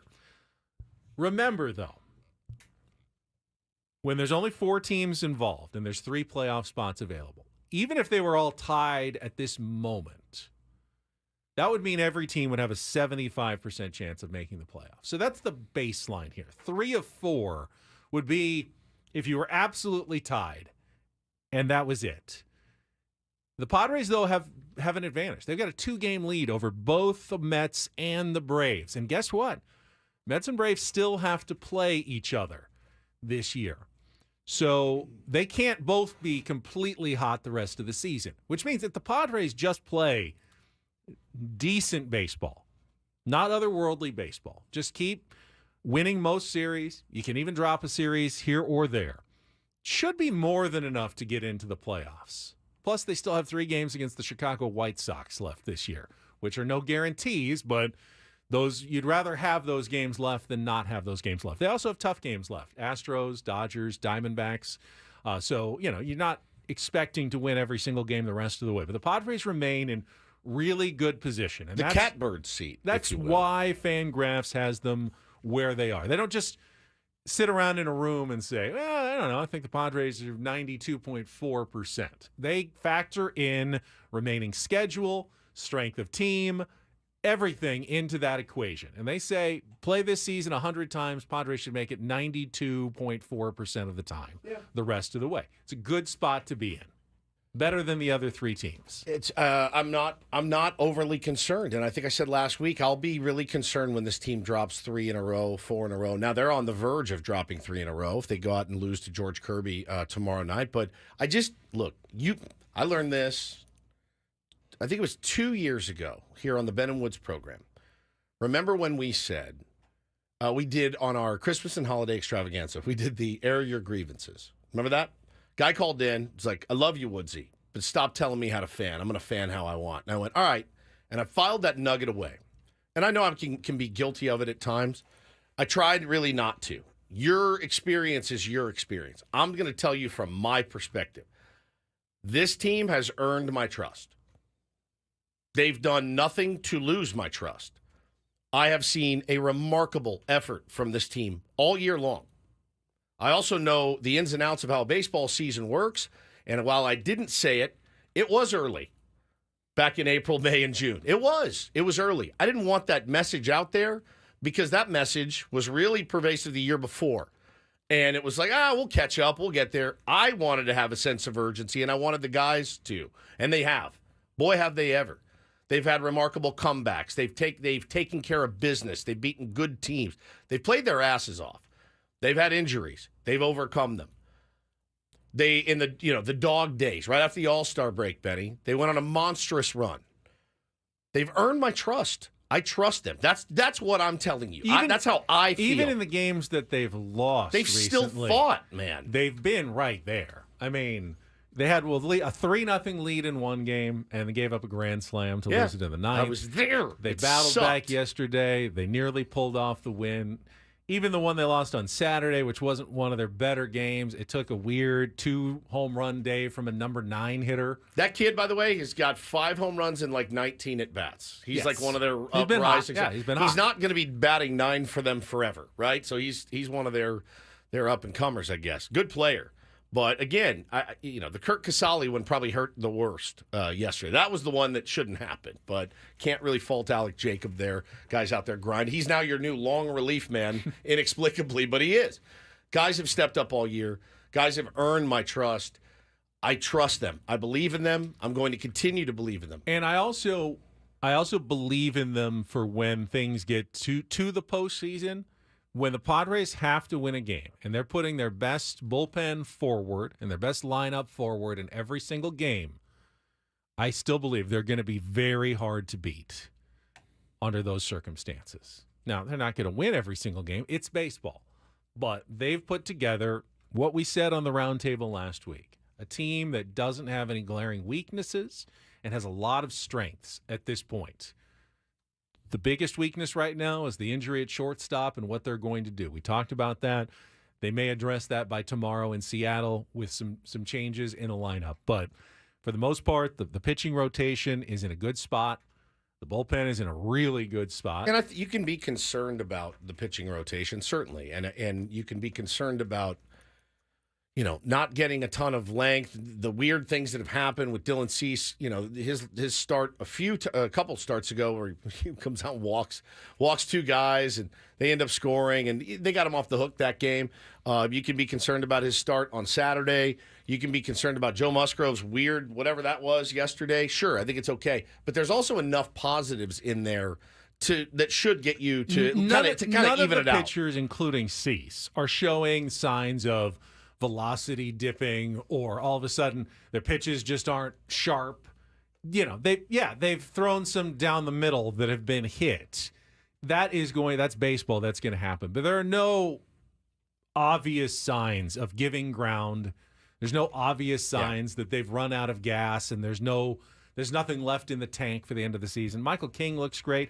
Yeah, a little concerned about Yu Darvish and how quickly he's going to get back. Tomorrow will be an important day, I think, for Yu Darvish. He's had one start. But he's only had one start coming back. And, I still have a lot of faith in where this team is going. As do I. And I do think they will make the playoffs. I'm not overly concerned about it. Like I said, I'll get concerned if they start to really hit the skids. And, the thing that probably made me the most concerned was Jackson Merrill fouling a ball off his knee. And when he hit the deck, I went, oh, God. And I absolutely, he played one more inning of center field. And I was talking to Buddy, and he go, well, he's young. He needs to start. I go, not against Logan Webb, he doesn't, who's going to be riding that 2-seamer in on his hands all night. He's going to do it again. The right time to give Jackson Merrill a night off, I think, was Saturday.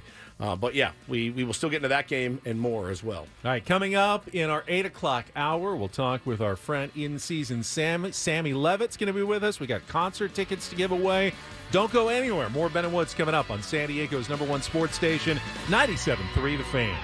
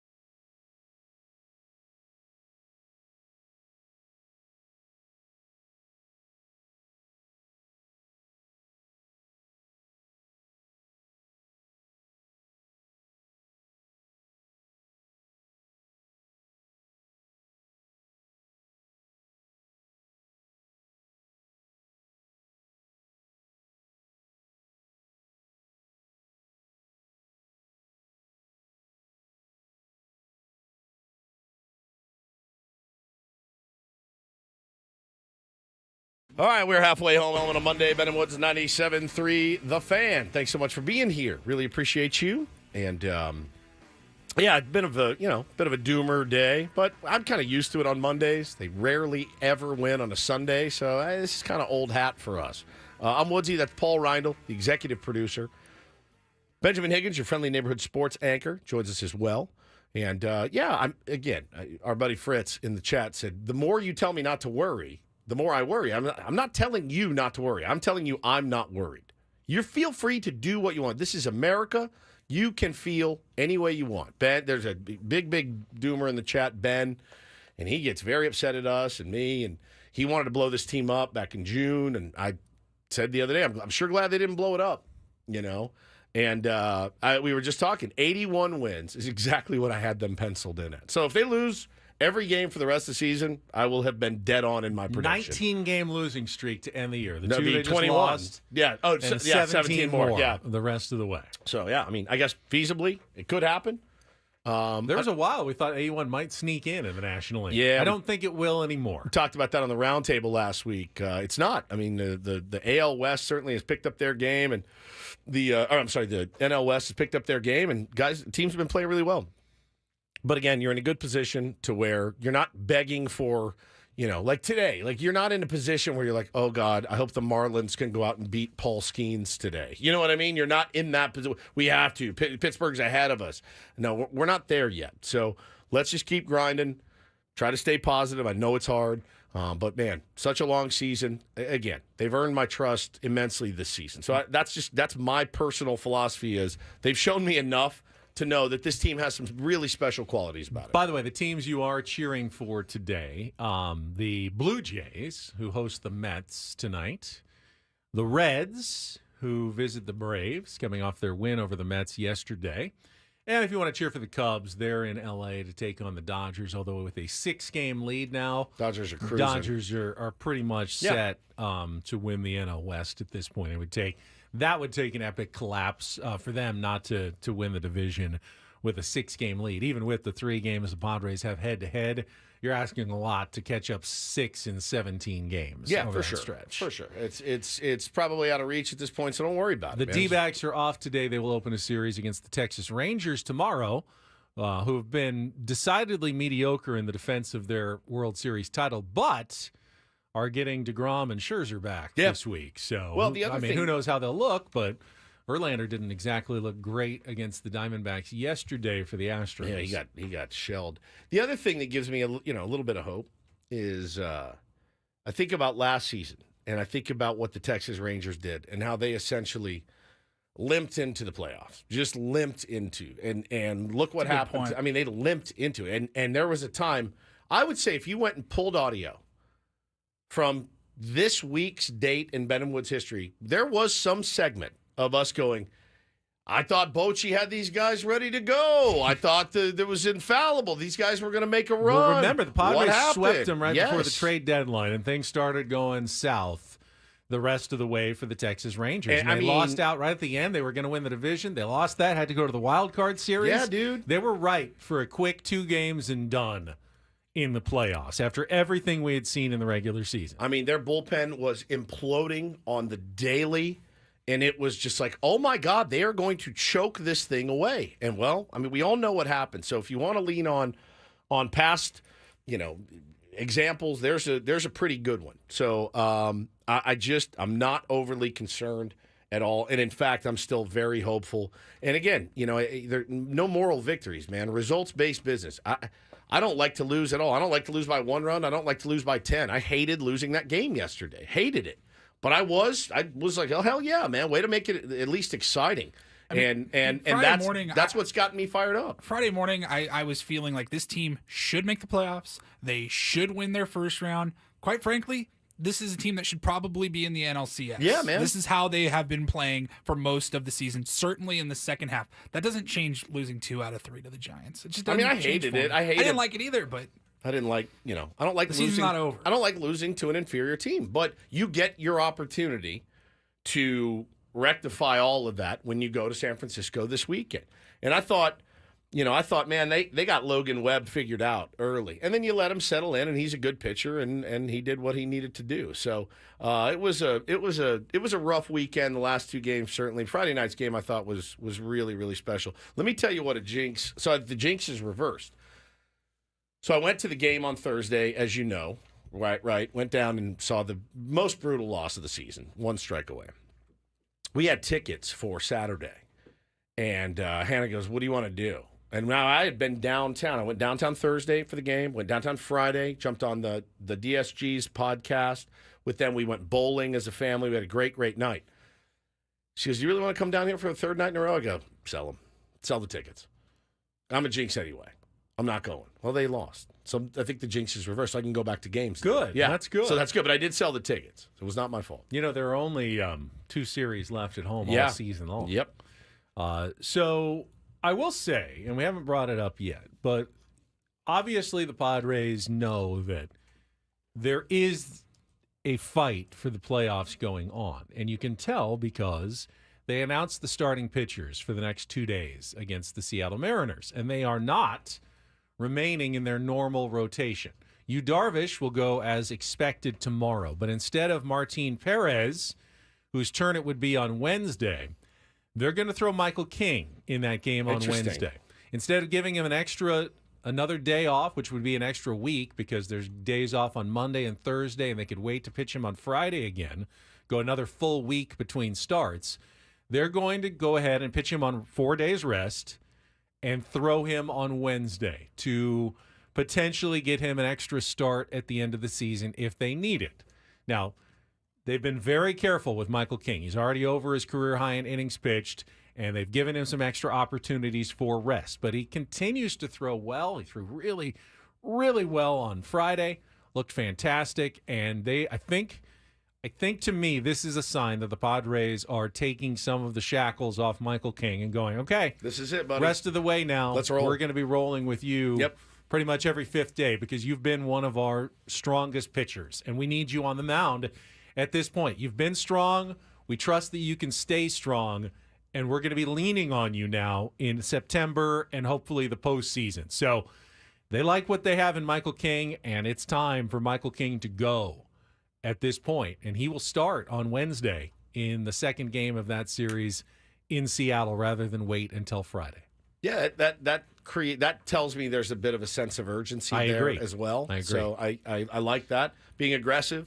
But they continue to play the way they played all season long, Ben. I find it really hard to get super worried and bite my nails. And there were some positive signs this weekend as well. Luis Ariz, who had been fine, hitting 280 for a while, whatever it was, looks like he's getting back into being that Luis Ariz, you can't get him out sort of guy. Back-to-back 3-hit games. I think he's hitting over 400 now over the last week or so. And to have that, at the top of the lineup, just line drive after line drive, that's a nightmare for opposing pitchers. And I can't believe we've gone this long without saluting show best friend for life, Manny Machado.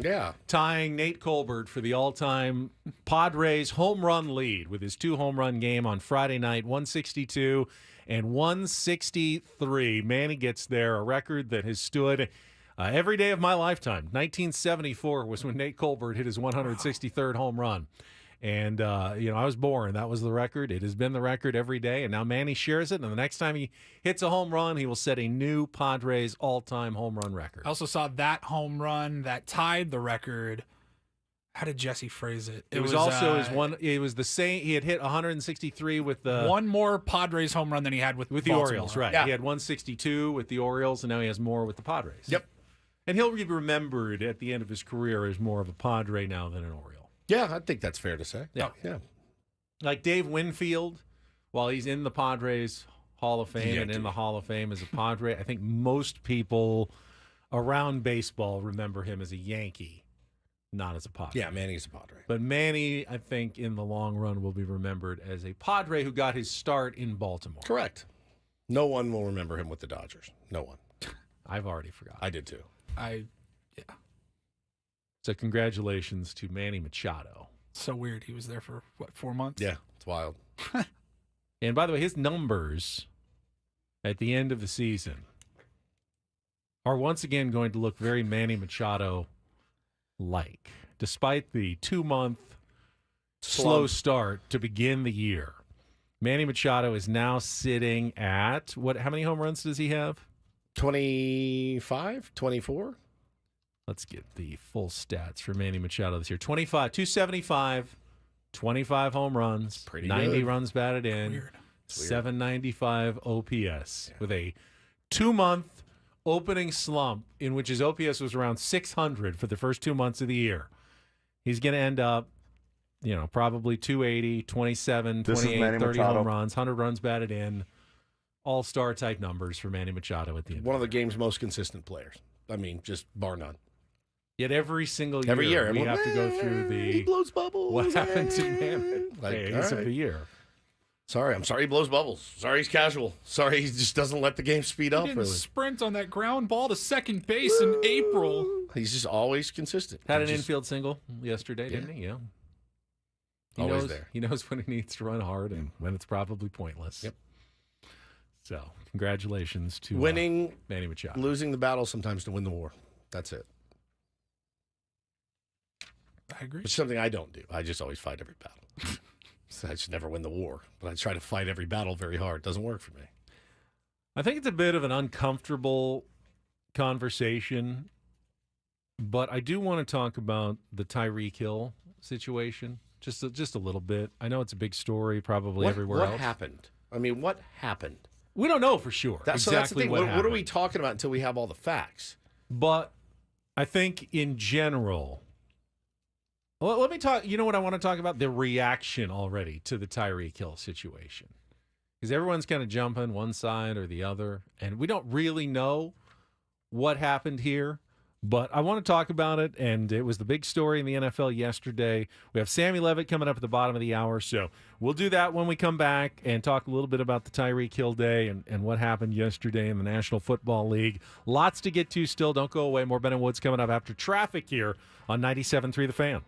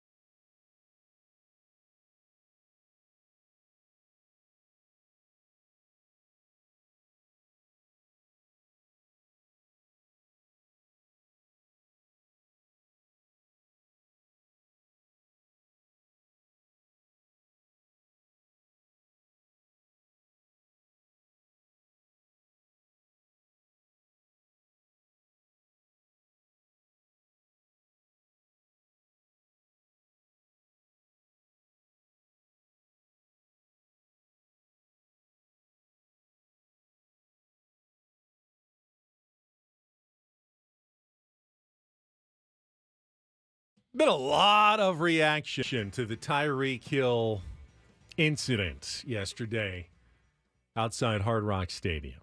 Probably overreaction from everybody. Everyone has to have an opinion immediately on any situation that goes down involving a celebrity or a famous athlete. It's Ben and Woods here on 97.3 The Fan. Quickly, this segment of Ben and Woods is brought to you by Indeed. Need to hire? You need Indeed. Their end-to-end solution helps you attract, interview, and hire candidates all year round. Schedule and conduct virtual interviews right from your Indeed dashboard. Learn more by visiting Indeed.com/credit. You saw the video, right? I social saw, media video of. I saw two. I saw one where he was in handcuffs, laying on his belly. Belly, yeah. And then I saw one Flat that on was, the ground. Then I saw one that was like through a bunch of cars, and there's a couple cops standing in the way, and I couldn't really tell what was going on, but people were like, "Oh my God, look at him attacking Tyreek Hill," and I didn't see that necessarily. I feel like it was like a take. There's a knee in the back. Was there? They're Can you cuffing see him. it? Yeah, I'm watching it right now in our stream. You put it in the stream. Let me see. I think the question here is, obviously he's pulled over. Now, according to Tyreek, he was extremely cooperative with the cops, hands on the wheel, was, trained to do that, did not want to do anything wrong, followed all instructions. And I think the question here is, if it was simply a traffic violation, speeding, what have you, why was it necessary to pull him out of the vehicle, handcuff him, and detain him? Now, we don't know the details of what happened. We've heard Tyreek's story and what his agent, Drew Rosenhaus, had to say yesterday. If that is simply everything that happened, he was speeding, has a fancy fast car. People who drive fast cars tend to speed a little bit, I've noticed. That does happen, and perhaps they've justifiably pulled him over. Most people, though, when they get caught for speeding, don't get pulled out of their car and handcuffed, correct? That's very rare. So why did officers go to that extent of pulling him out of the car, putting him on the ground, and handcuffing him? I have no in that situation earthly idea. But he wouldn't say either. Really, after the incident, after they played, he was let go or whatever, and then went out and played a game. And then really wouldn't talk about it. Was pretty deferential after the game. He talked and he said, "Look, I support police. Like I support the police." He said, "I want to be because I want to be a police officer." Yeah. And he said, "So I'd like to work together. I'd like to use my platform for good." So he didn't come on there and rip the police either. So I don't know. I mean, something happened, I think, to get from car to ground. Something, and I don't know what that was, and I don't know if that was right, wrong, whatever. I'm not indifferent on it, but I don't know enough to speak with any educated fashion on what exactly happened. I mean, I have no idea why he ended up on his belly and ended up getting cuffed for a speeding ticket. I don't know how fast he was going. I do know if you double the speed limit, they will take you to jail. That's what at least what I've heard for years. Like if you're going 140 and a 70, you're going to jail, dude. That's beyond just it's speed. beyond excessive. Yeah. So I just I'm not exactly sure, what happened. So that is but listen, Tyreek Hill, he's had a billion run-ins since he's been in the NFL. So I maybe he was doing the right thing in this case, but I didn't see enough in there to I mean, they let him go and he went and played a football game, So after that. if that's the case, then did he get special treatment? Yeah, I don't know. You see, that's what confuses me. Either they should have arrested him. He was doing something, like you said, if he was doing something so incredibly reckless that he deserved to be arrested, then either he received special treatment by being allowed to go free and go play in a football game. That most people, that would not happen if they did something that was required booking and going down to the station. But if he didn't, and they said, you know what, well, you didn't really do anything that bad, then why did they take him out and handcuff him in the first place? I have no idea. So one way or the other, either he was afforded, too much, he was treated too poorly by the police officers, or maybe he was treated too well by the police officers who then let him go when they should not have done so. There's just something fishy and suspicious about this whole situation that doesn't add up completely at this point. Yeah, and I'm would you say sure. that? Yeah, and I think they're reviewing. Reviewing body cam and audio and all that. So I have no idea. It was a conflicting story, though. I mean, like how to feel about it. Of course, because Tyreek Hill is not a good guy. No, he's not. No, But his past of also incidents. doesn't mean that if he was complying and did nothing wrong, that he Correct. should have a knee in his back and get handcuffed in front of everybody. It's a weird. Like both things are true. Right. But I'm like, a weird do I position feel, to be do I in. feel bad for him? I don't know. I guess because we don't know what happened.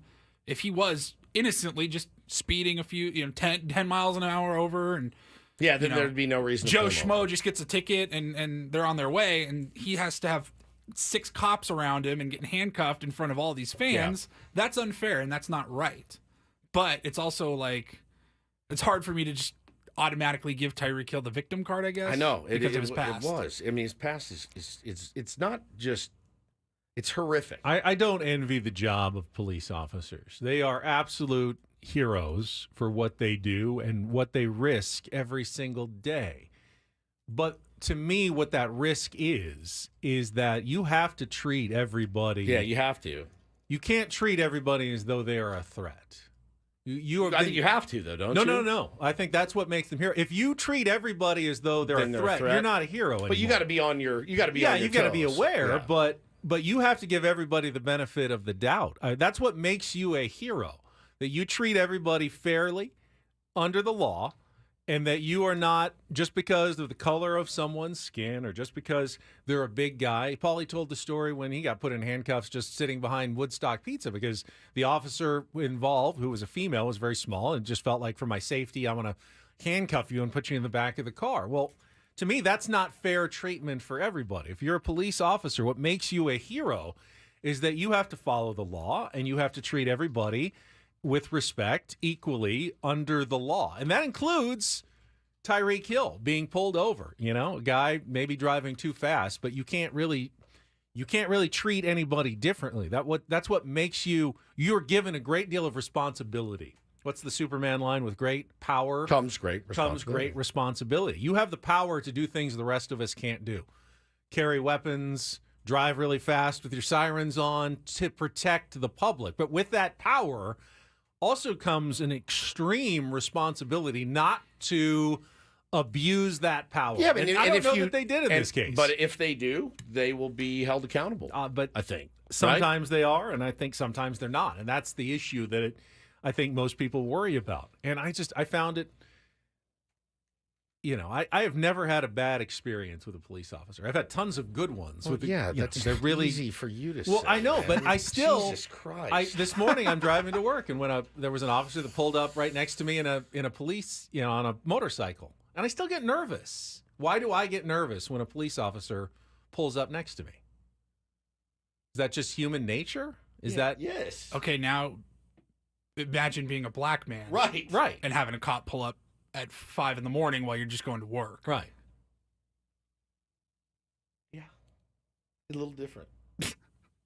I get that. It's a little different. Spider-Man, not Superman. Great power comes great responsibility.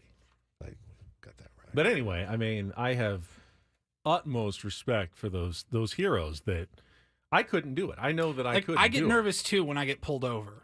Oh, and I usually know why. And I know why I get pulled over, and I still get nervous. But you know what I don't think about? I don't the think I'm safety gonna get of my life. I'm not going to get dragged out of the car. Yeah, I know that. 100%. I've been. Somebody said in the chat. I said, man, I've been pulled over for speeding 100 times. Never once have I been taken from the car. So yeah. Look, more will come out about it certainly, for sure. Well, anyway, Tyreek Hill went on and had 130 yards and a touchdown. Sure was did. the difference in that game. By the way, that game, Jacksonville going to kick themselves. Did you see what happened? They were 17-7. I missed that one. Etienne was going in for the ceiling touchdown. They were going to go up 24-7. I think it was right around the end of the third quarter. And he fumbled, knocked it out at the 2. He was recovered, put it at the 20. Next play, Tyreek Hill, 80-yard touchdown. They're back within 3. Then they kick the field goal, tie it, and kick the field goal to win it at the end. That game was 1 yard from being over when Etienne fumbled, and they were about to go up 24-7 And that was a tough loss for the Jacksonville Jaguars and a big come from behind win that they probably don't get without Tyreek Hill as an option and with that big play that he made. That was a huge one for the Miami Dolphins. All right, coming up next, we'll tell you who we're voting for in November. Ben and Woods, 97.3 The Fan. And Sammy Levitt, too. I'll vote for Sammy Levitt. Next on The Fan.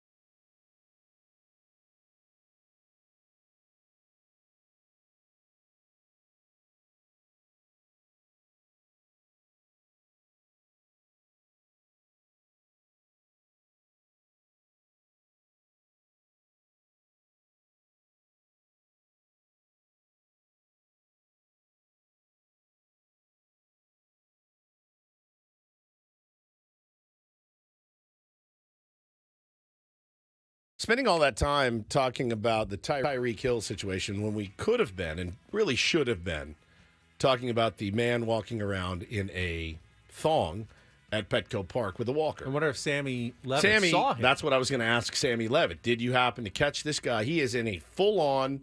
That's not Photoshop. No, it's not AI. I'll just ask the question. Has anybody seen this guy and Sam Levitt in the same room at the same time? It's true. I don't know. So, yeah, if, the picture that you just showed me clearly was Petco Park. Now, was it dated? Was it this I think it was this weekend when it was hot? And it was an older gentleman. Mm-hmm. I mean, we're assuming he's older. He has a walker. He was walking around with a walker. And you could sort of tell from his body that he was older simply because he wasn't wearing any clothes other than... Why do you say that? His body looks a lot like mine with my clothes off. And Does probably yours. It's a little more wrinkly, I thought. I don't see a lot of wrinkles. He's in Paulie's putting it on. No, you're right. It's not that wrinkly. It's not that wrinkly, but his hair doesn't look that gray. Maybe he's a middle-aged gentleman. But for whatever reason, he has a walker, and he's walking around Petco Park in section 135. Do you think the Callaway home run deck. Do you think he lost his fantasy Maybe. football That's league what I last thought year? of, too. Like, That's the what I thought punishment of. is you need to go to Petco Park with a walker wearing only a thong. So he next clearly, season. I would imagine, came in with other clothes on because no one's going to let him in the door like that. What is Why the not? what is Because the you can't dress, wear underwear. What's the dress code? What's the I'm dress just saying, code? is he violating Shorts and a T-shirt. I mean, people take their shirts off at baseball games all the time, and they don't get. He's ejected. covering the areas that need to be And covered. people are wearing shorts at baseball games. I wouldn't do They're it. not wearing bikinis, though. Right, could. but where? Well, like how much coverage do you need to have? If That's he was just wearing good coverage. a full speedo, is that enough? I mean, what is No, the minimum? the answer is no. It's not enough. What if you're wearing just like regular, like short shorts and no shirt? They're not letting you in the door, first of all. So he had to have had clothes on that he's removed. So you because have it to was have your hot. shirt on to get into Petco Park? Correct. You have to. Is that a requirement? I But would- you're allowed I to would- take it off immediately upon entering the park. I would bet $100 you have to have shirt and shoes to get in the door. Shirt and shorts and shoes at a minimum. Like a restaurant. Like a no restaurant. shirt, no Like shoes, a friggin' no service. 7-Eleven. No baseball game. Right. Or But you can Sammy. take them all off once you get in. Apparently, unless security sees you and says, buddy, you can't be walking around in a thong. You got to get the hell out of here. That's what we should have been talking about. Right. But then you have to go to everybody in the stands and check to make sure that they're appropriately dressed. I think it's just a case-by-case basis. But I don't know. This guy's walking around in a... I mean, it is wedged. It's a thong. It's right there. I don't see anything on Petco Park entry policies about Their dress code? Yeah. Put in Petco Park dress code. That's what I did. You did. All right. We'll see what Sammy's experience is that. Padres pre- and post-game show Can't host Sam Levitt joins us after a check of traffic here on 97.3 The Fan. From the 97.3 The Fan Traffic Center, here's Kelly Danick. Traffic is sponsored by California Department of Transportation. A little busy out here, guys. Got this collision on westbound 8, just past the 163. It's over to the right shoulder. Also traveling on westbound 52 before Convoy. There is a collision involving several vehicles. That's over to the right shoulder. Collision on the southbound side of the 15, right past Bernardo Center. That is over to the right shoulder. We've also got a crash southbound 5, just past Tamarack. A couple vehicles involved there in the center divide, partially in the HOV lane. And getting reports of a collision on eastbound 78 before Twin Oaks Valley. That's just been moved out of lanes. Eastbound Interstate 8 will close from Jackson Drive to Route 67 from 9 p.m. Friday, September 13th through 5 a.m. Monday, September 16th. Follow the detour signs on Route 125 if you're in the area. Give yourself more time to reach your destination. I'm Kelly Danick with Ben and Woods, San Diego's #1 sports station, 97.3 The Fan. All right, let's go out and joined by Sam Levitt, who is our EcoWater SoCal Padres pregame show and postgame show host, was at the steamy Petco Park over the weekend for the series against the San Francisco Giants, and we'll be back in action tomorrow as the Padres hit the road to take on the Seattle Mariners. Sam Levitt, good morning. Hey, guys. Good morning. I was told I wouldn't need air conditioning in Pacific Beach. Yeah. Apparently, The old that was myth. not all the way correct. No, It's been no. very, very steamy here in PB. Yeah, I got told that when I moved here, too. Oh, you live by the coast, you'll be fine. I'm not, in fact, fine, Sammy, and I'm sure you're not either. By the way, I heard the conversation about what apparently was going on at Petco Park You missed it. yesterday. I did not see that gentleman, so I missed it.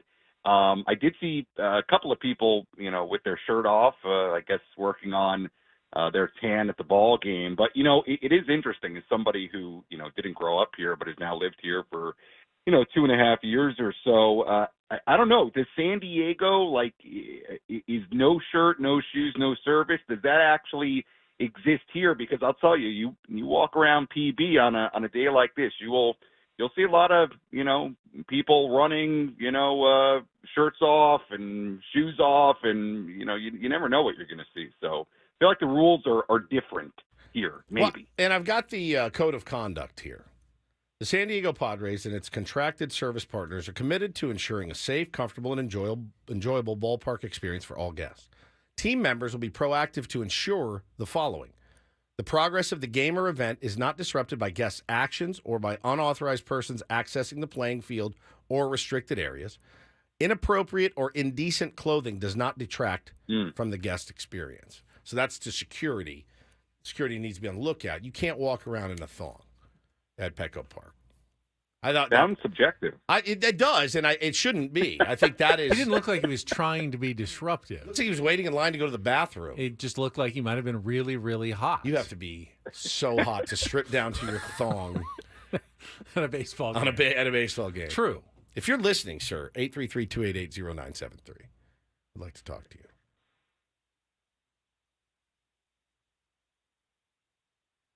It is not calling. All right, well, we tried. Sammy, that was a crap couple games out there at Petco Park.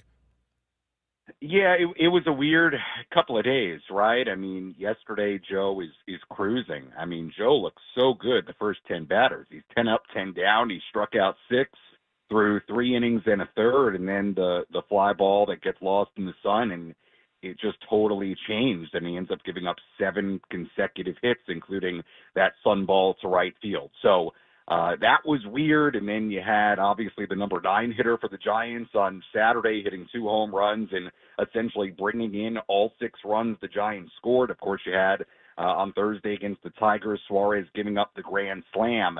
It was sort of a weird few days in the sense that, you had the number 9 hitter doing damage. You had sort of the weird outing that Joe had yesterday.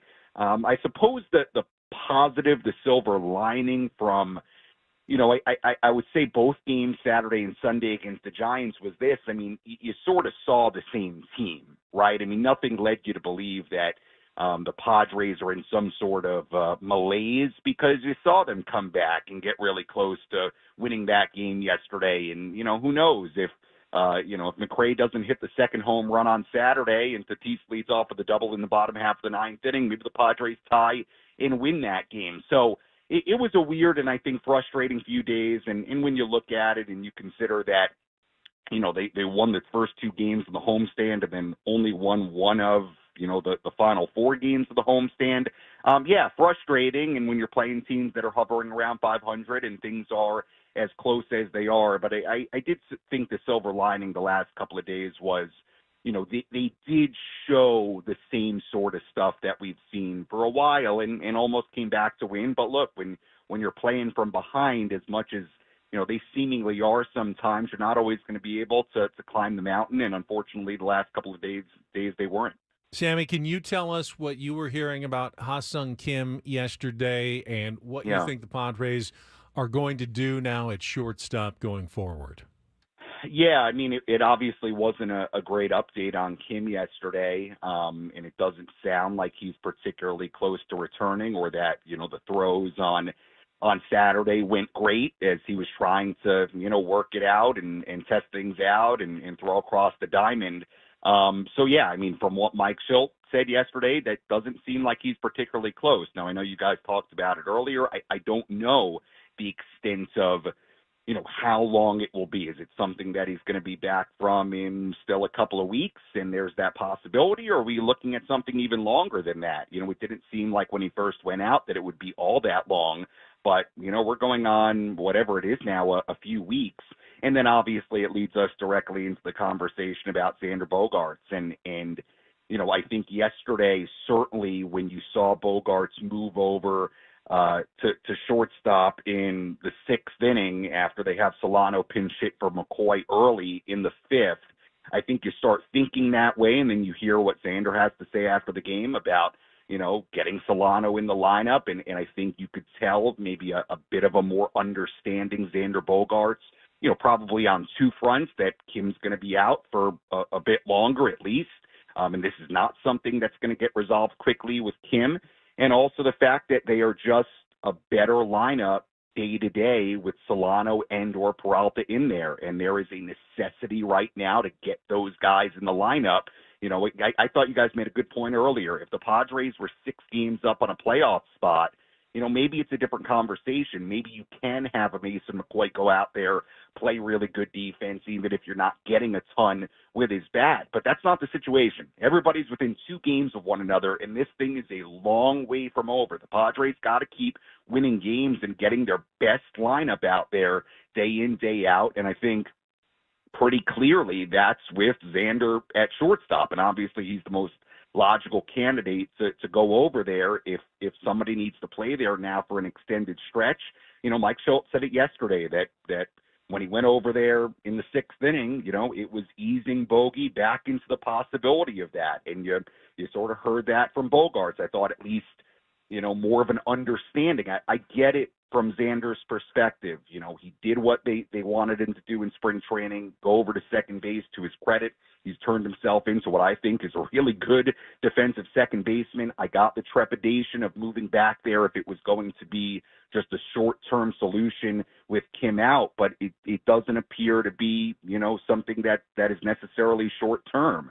So right now, even if it's not for the rest of the games in 2024, however long that is, I think it certainly seems like we're starting to lean that way, and I'm very interested to see tomorrow what the lineup looks like, and if we see Xander at shortstop, because based on what happened yesterday and what was said, it would seem like that would become a pretty distinct possibility. It's wild talking to Sammy Levitt this morning because, Sammy, I think, in our job, I need to have a really firm stance on it. And my firm stance is that I literally see both sides of this story. 100% see Xander's point about, no, you guys just asked me to do this. You just asked me to do this.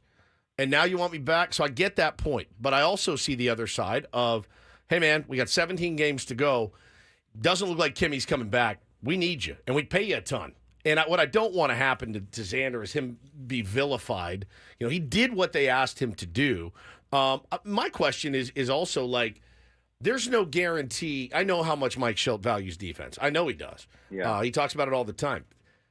Xander at short, Solano at first, and Jake at second is objectively a worse defense than McCoy, Xander, and Cronenworth at first. It's worse. It is. It's worse.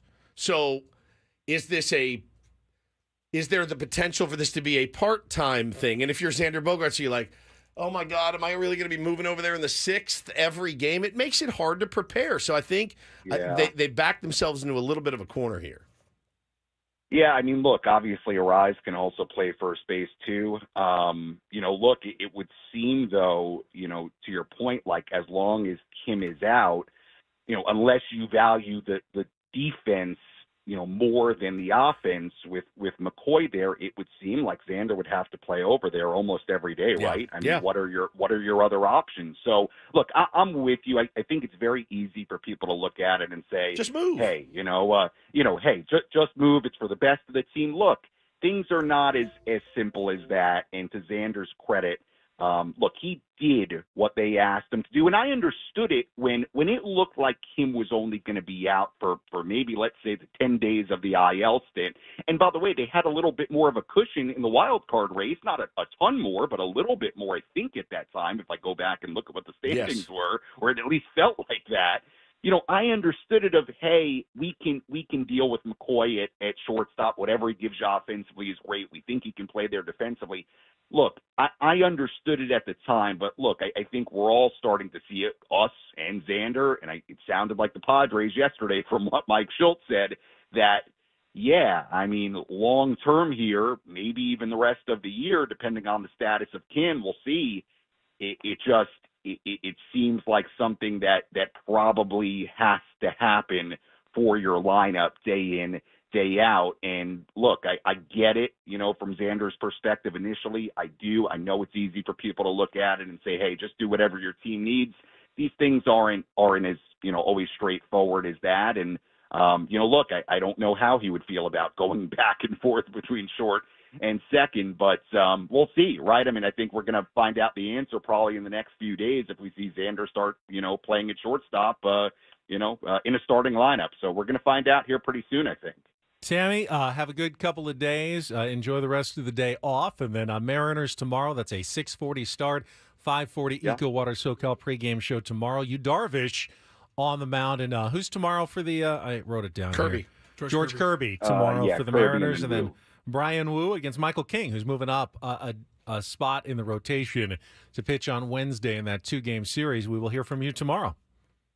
All right, guys. Thanks so much. Sam Levitt. Sam Levitt, our pre- and post-game show host.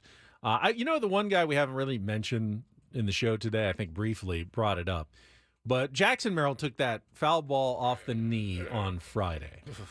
And he has done so much this year. Obviously, that's one of those moments you go, oh, no, how serious is this going to be? And I'm sure it was paining him. But he came back and pinch hit on Saturday and then was back in the lineup and hit the home run yesterday. We've learned what about Jackson Merrill so far this year?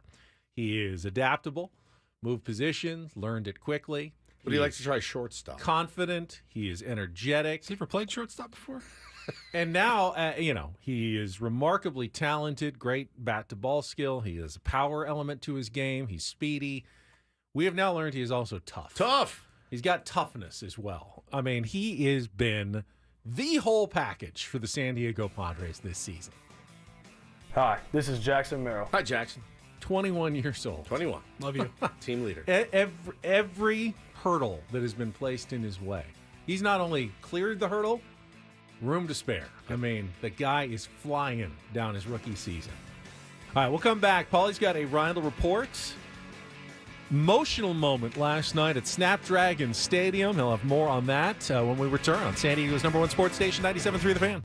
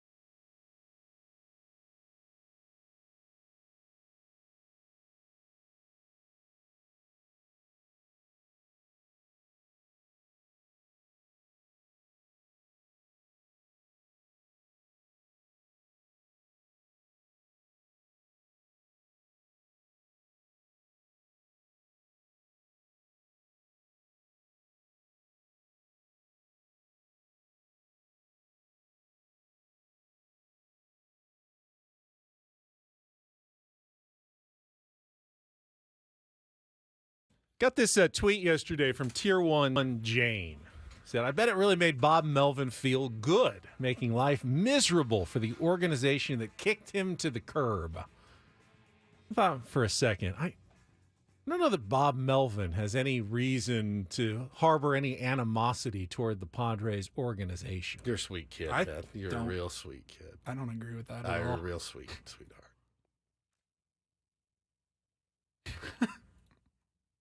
I mean, obviously, it was reported that he and A.J. Preller didn't see eye to eye. So, Yeah, I mean, I'm you sure he don't- wants to win just like he wants to beat any other team. You don't think it's a little extra juice coming back to Petco Park and knowing exactly where A.J. Preller sits and going, the team that 2 of 3 from you allowed him to leave to take another job that was offered to him when they didn't have to let him go? Yeah. There's animosity toward the Padres. Shouldn't he be appreciative of the Padres? Ben, it does not work. I think he will look back on his career Yes, one day at and be the end. happy at 2022. That was Correct. fun. We had a great time, but I don't think knowing he should have gone to Josh Hader there. Knowing that's the stick in his craw. But he absolutely wants to stick it to the Padres. Are you kidding me? Yeah, every time. But he was the manager who was given like an The golden unbelievably goose. talented team and then didn't get it done. Was he allowed to run it his way? Was he allowed to run it his way in 2022? I don't know. You tell me. I don't know either. But I'm just saying, if there's any animosity, it probably goes the other way rather than from Melvin toward the Padres. Well, I don't know that it's animosity, but it's more of like, yeah, I want to kick your ass this weekend. Every time. Every single time I play you, I want to win at all costs. You may think I'm S now. Yeah, you may think I'm horse S now, but every time I pitch against you, yes. He was specifically asked to remain as manager by the owner of the Padres before he passed away. He was. But then he And got things that- were so bad that he had the foresight to go, this is not going to work. Johnny goes, does Ben have any enemies? The answer is no. He doesn't know what an enemy looks like. An enemy could be punching you in the face. Be like, well, I mean, you did need to get some aggression out, and I understand that. You did have a rough day, and I'm like, it's okay. It's okay to be pissed off. But again, he wasn't fired by the Padres. Mm-mm. No. He was allowed to leave to take a job that he said was basically his dream job. Yeah. If someone allowed me to leave somewhere that I was contractually obligated to so I could take a job that I'd rather have, I would harbor nothing but appreciation toward that organization. Yeah, but or again, you don't know everything that was said. You never will. I don't. You don't know everything that was promised that wasn't delivered, or vice versa. You just don't know. I mean, you hear rumors. It just wasn't a good working situation, I think, for either of those guys. And I thought they thought it best to part company. But if you don't think that he was very, very excited to take 2 of 3 against the Padres, you are a very naive kid. Because he was one of these like into the clubhouse like of course. Does that mean he's equally disappointed to be as far behind the Padres in the standings? Yeah, 100%. As he is at this juncture. Yeah, and I bet you. I mean, and the thing is, but isn't he also happy for some of his old players? for some of his players, stuff? 100%. Yeah, he's stoked for some of his old Manny players. and everyone. Yep. He's happy for them as well. There's a lot of conflicting emotions involved in being a Major League Baseball manager. There's a lot of conflicting emotions involved in being a human being. A human being. Like, yeah, man. Like, you want to see if that's the thing is, I don't really. Like, if Paulie said, guys, I got an opportunity, I'm going to go work for the Raiders, and I'm going to be their VP of marketing, I would be elated for him. I'd be elated, but I would also be like, can you make sure the new guy's dialed in, please, I before see him more you as go? a director of content. Yeah, whatever That it would may be be. Paulie's role with the Raiders, director of content. But, like, I want to watch Paulie soar. But if Adam forced him out, I'd be pissed at Adam. If me and Adam it got so bad. It was so toxic that I said, I'm out. Like, I got another opportunity. I'm out of here. let me out, and you would be praising Adam for No. graciously Oh, allowing Adam, you you're to so leave. great. Thank you so much. If Adam tried to stand in your way, though, then yes, you'd be mad. But if Adam said, "No, absolutely, go and take this opportunity," But like, we you would can't be do the that same mad at thing. him. Yeah, of course. But I just like everything to be pleasant. I know you do, and but it's nice. not. Life doesn't work that way. You have to embrace sometimes. Mine does. It So doesn't. we're going to It doesn't. try to keep that ethic around here. Pleasantness. Do you have a pleasant Reindl report for us today, Paulie? I think so. Make it pleasant. Semi-pleasant. Yeah. And get things started here with our today's edition of the Reindl Report. Now tuned into the greatest. Welcome to the Reindl Report with Paul Reindl. Hi, Paul. All right. 2 stories from the world of sports that we haven't gotten to yet. We'll start off in Major League Baseball. And 1 story that you didn't know you needed. Are you laughing, biatch? It's the Reindl Report Hey, Paul, how you doing? Okay, how are you? on 97.3 The Fan. Are you ready to bless the mood? I need some help, please. That was good. Can I get a oh yeah? Oh yeah. All right. All right. I'm still Morning. looking at the thong picture. I'm I know. sorry. It's all- Somebody said it's a camo thong, so On he's Military Sunday. Now it military makes perfect Sunday, sense. respecting the troops by Totally get it. by plum smuggling That's one way to do it. at Petco Park. What? Smuggling his plums into Petco Park. Plum smuggling. Is that what it's called? That's what I call it. Okay. You're not doing a great job of hiding. To be fair, we only saw one. We only saw side one of him. side, so That's true. yeah, All right. It's so hard to transition from. it is from plum smuggling. Yeah. So we'll give it a shot here. We had some news this morning here locally. San Diego Padres have announced that Manny Machado was named their 2024 nominee for the Roberto Clemente Award in Major League Baseball. We have MLB Network on here in the studio, and every half hour they keep showing all of the different nominees from all the teams, all the divisions, and I go, did I miss something? No, it was announced today. That's why they're talking about it. So the Roberto Clemente Award, presented by Capital One, it's the recognition of a player from each team who best represents the game of baseball through extraordinary character, community involvement, philanthropy, and positive contributions both on and off the field. What a turnaround for one Manny Machado, I think, in his career. Is this the first time he's been nominated? I'm not sure. I wouldn't be surprised if it isn't. I was trying to look at the history of the Padres nominees. He's a good guy. Yep. He's done a lot of things in the community. A lot. Padres A lot. Foundation. Did his Manny Machado camp this year. It was so cool at that camp. Yeah, It the was so Padres special. said in their press release, since his arrival in 2019, Machado has been one of the most active and involved players in the community. In 2023, he has taken his commitment to the next level as a means of carrying on the philanthropic and caring spirit of late Padres owner Peter Seidler. This included immediately jumping at the opportunity to participate in the newly created Peter Seidler they misspelled it. Peter Seidler Legacy Projects, and specifically devoting himself to a cause that was near and dear to Peter's heart: homelessness. Yep. Yeah.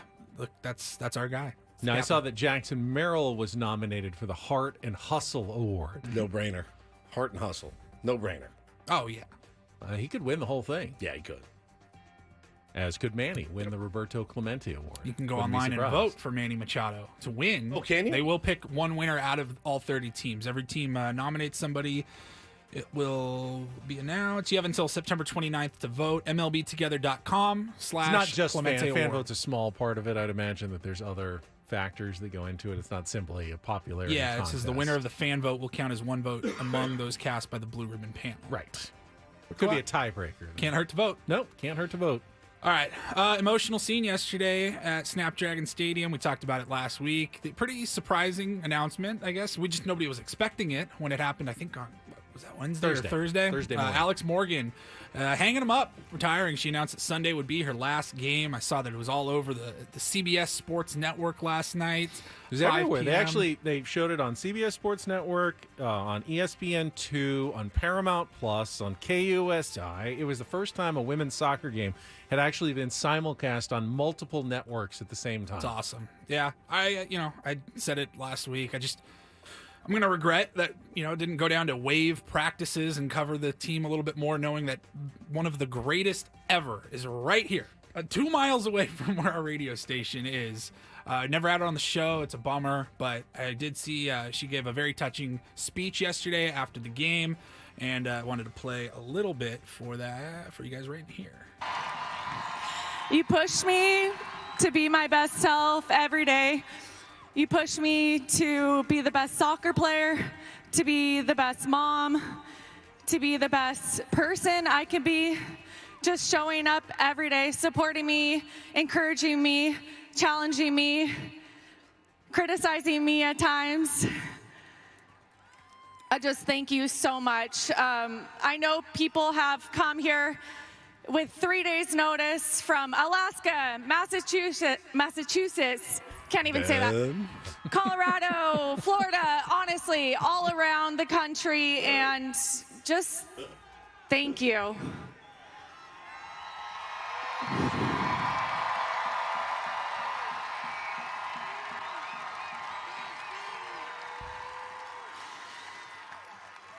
There has been so many incredible moments in my career, but this last moment I share on the field with you, I will cherish forever. So thank you. From the bottom of my heart, thank you.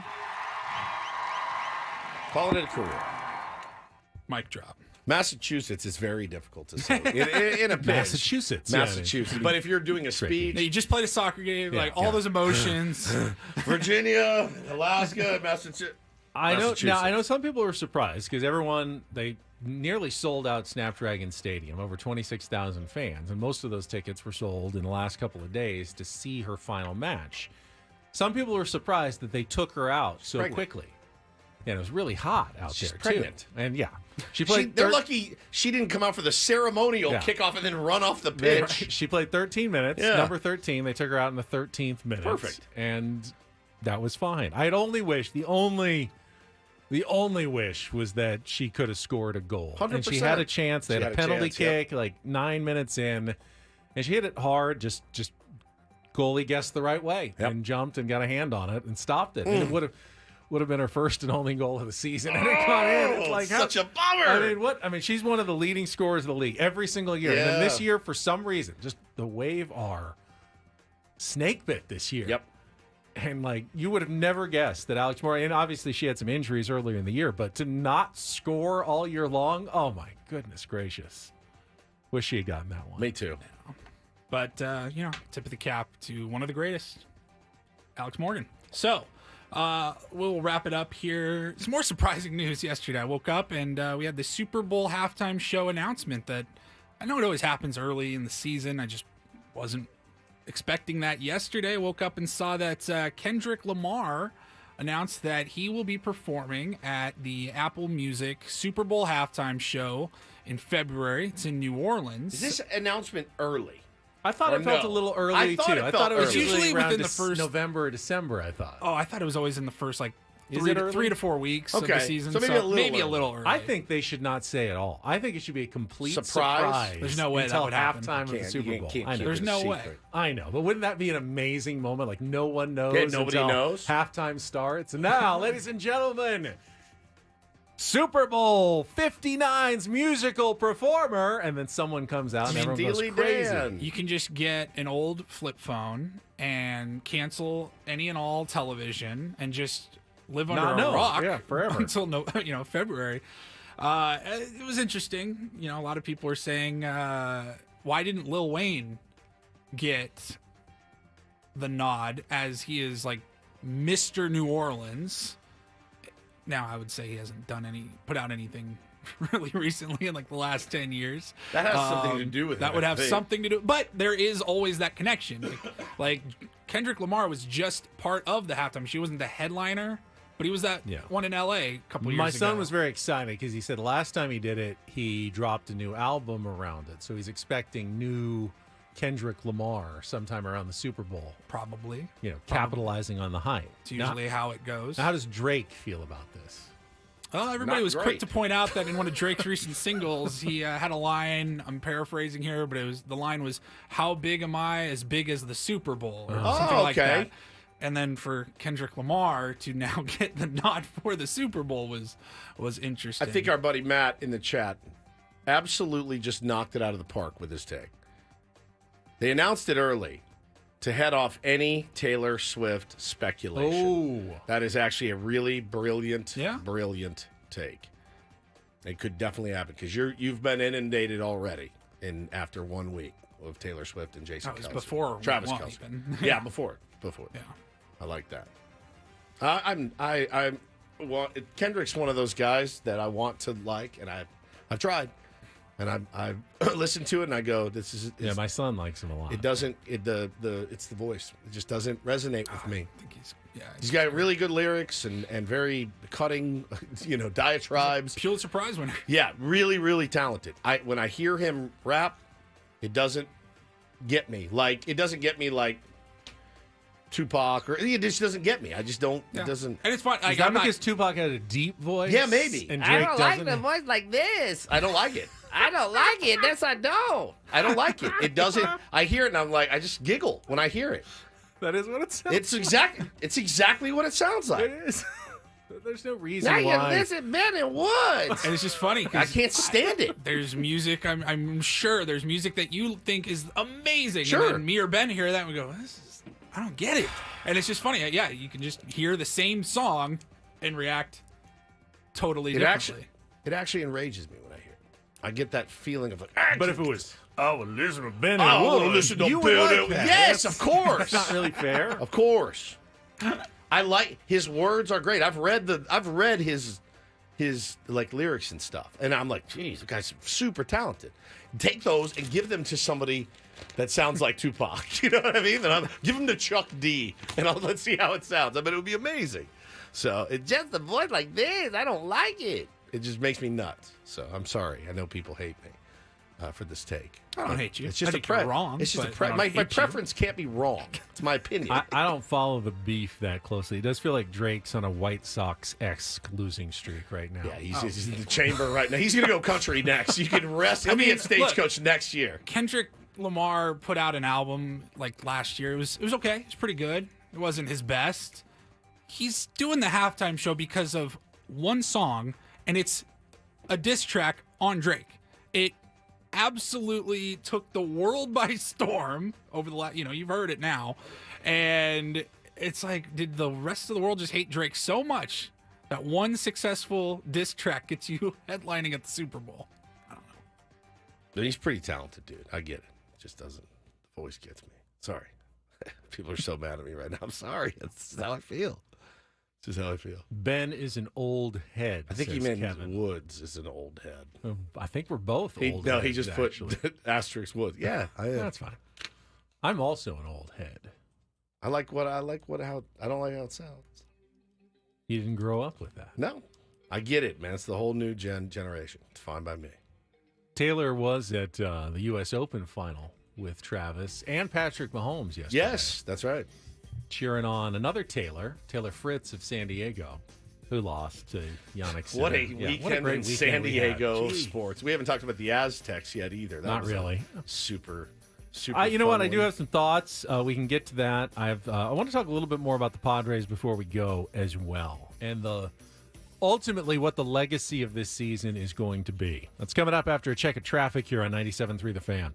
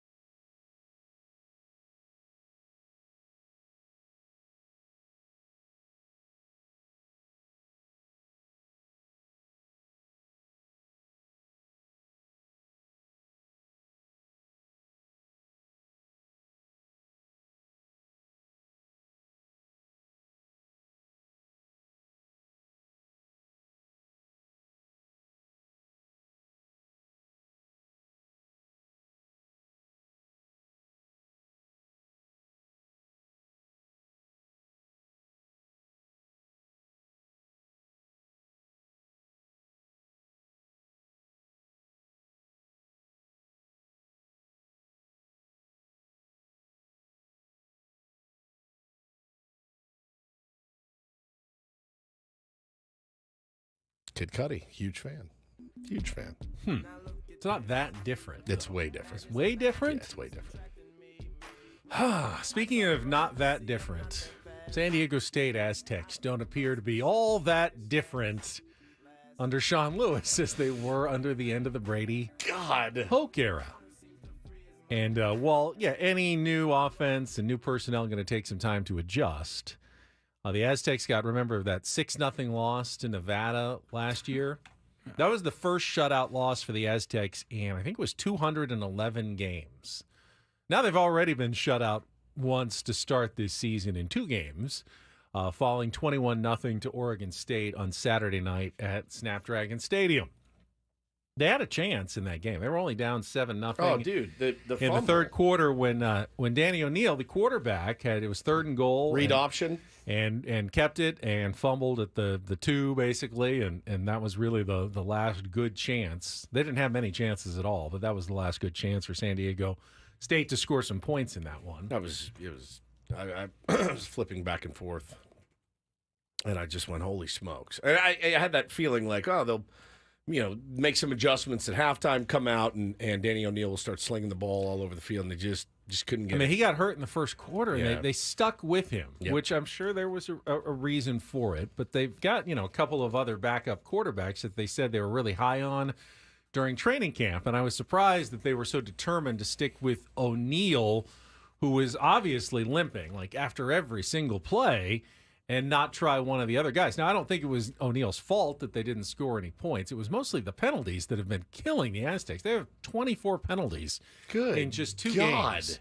Had 16 in the first game, had 7 in the first half of the last game. Every time Marquez Cooper, who's the running back, who had such a great first week, had like a good run, 16 yards, holding, 12 yards, holding. They could not pick up a first down because every time a flag came out. So it's been an undisciplined, somewhat disorganized looking start in the first couple of games under Sean Lewis. Yeah, just boring. Sounds like Aztec football. It's Aztec football. Defense kept you in it. Kept you in it, certainly, as they do. Which is fine. It's just, we were looking for the change from the Rocky Long, Brady Hoke era. Yeah. And so far, kind of more of the same. And unfortunately, I don't think Oregon State is a particularly good team. They were good last year. Mm-hmm. This year, with new coach and a lot of turnover, I was thinking that could be a game the Aztecs could win. Now, kind of a name. Yeah, somewhat it's name, a name, but not an unbeatable opponent. Now they have to go to Cal. Oh. And while I thought Cal might be a beatable opponent, Cal went to Auburn and won this week. Yep. So I think the line that I saw already was like 15-point favorites for Cal, and I kind of like Cal. Feels pretty doable. Yeah. If San Diego State can't get their offense going, it's a recipe for a second straight loss here to open the season against at least FBS opponents. Yes. And again, I'm not ready to pass judgment on the Sean Lewis era. No, it's been 2 of weeks. San Diego State football. I like the idea of the fast offense, like get up, snap the ball, get a team on their heels, but you have to execute. You have to execute the plays. Because if you don't, then you're just really going 3 and out really, really fast. Your defense is like, I will kill all of you out there. We are dying right now. Please, can you complete a pass? It's can you pretty get incredible a first down? that they held them to 7 points until the fourth No quarter doubt. based on the fact that their offense was never on the field. 100 yards he threw for, 114 or something. It's not a. It doesn't work if you don't have the right personnel to get it done, and the discipline, Ben, like you said, to not have so many penalties. So, yeah, man, it's more of the same.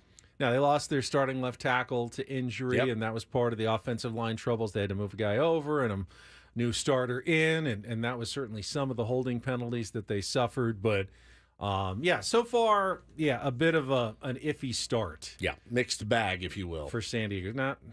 I wish it was more of a mixed bag. What was it? The second threw up half of the first 45 game, points in the last game or It something. was against an FCS opponent, and fair. Yeah. It's just Notre Dame lost to Northern It's Texas Illinois. I don't know A&M. what to tell What are you talking about? Yeah, I don't know what to say. I can't say anything about anybody. Right. All right. I want to finish our show when we come back and talk a little bit about the unknown legacy of the 2024 Padres, because the final chapter has yet to be written, but it will be.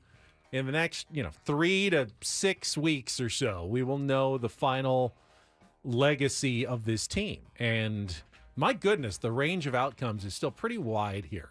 And I want to talk about that when we come back on San Diego's #1 sports station, 97.3 The Fan.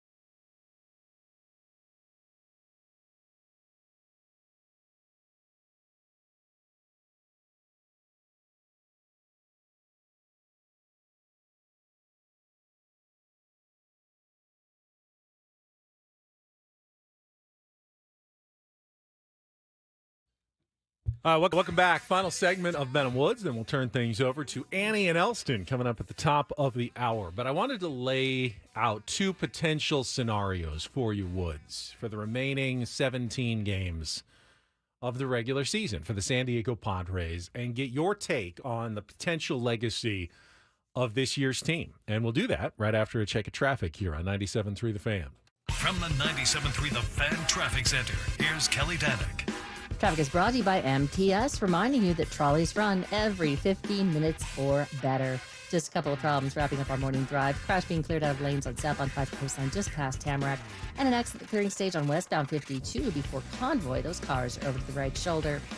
Don't let traffic drag your day down, whether headed to the office or game day. Go the easy way with MTS. Trolleys run every 15 minutes or better throughout the day. Learn more and plan your trolley trip at sdmts.com. That's sdmts.com. I'm Kelly Danick with Ben & Woods, San Diego's #1 sports station, 97.3 The Fan. All right. First scenario is going to be pretty easy for you to analyze. Padres go 9-8 the remainder of the regular season, get to 90 wins, get a wild card spot, and then go on and have playoff success, maybe all the way to the World Series or even their first ever championship. There will be no doubt in anybody's mind that this was a massively successful season, maybe the most successful season in Padres history. A team expected to be maybe around 500, 81 wins, 83 wins, whatever. Outperformed expectations, got hot in October, and went all the way, or at least, maybe made the World Series. Clearly, that would be a great scenario. We're all signing up for that right now. Correct? Yep. All right, let me give you scenario 2. Padres go 9-8 the rest of the way, finish with 90 wins. However, the Braves sneak their way to 91 wins, whereas the Diamondbacks and Mets both also finish with 90 wins. And because of tiebreakers at the end of the season, the Padres missed the playoffs at 90 and 72 at the end of the season. Now, how do we feel about that year? Livid. Same season. Exact same season. Yeah, livid. Yeah, livid. Pissed, furious. To make the playoffs for about 48 hours, and then you kind of turn your sights to next season, because what other choice do you have as a Padre fan or as a fan of any team that doesn't get the job done? So is that fair? That in one scenario, 9-8 could lead to the best season in Padres history, and in another scenario, the exact same 9-8 could lead to lividness. Do we fire anybody? What do we do? Less than 2 weeks ago, they had a 98% chance. You just laid out earlier all of the math that goes into Fangraphs projections. They were at a 98% chance to make the playoffs. And you're going to go back, and you're going to go back and look at the Angel series and the Colorado series and all that, and you're going to go, stupid. We had our chance. You have to make the playoffs. Got to make the playoffs. You have to.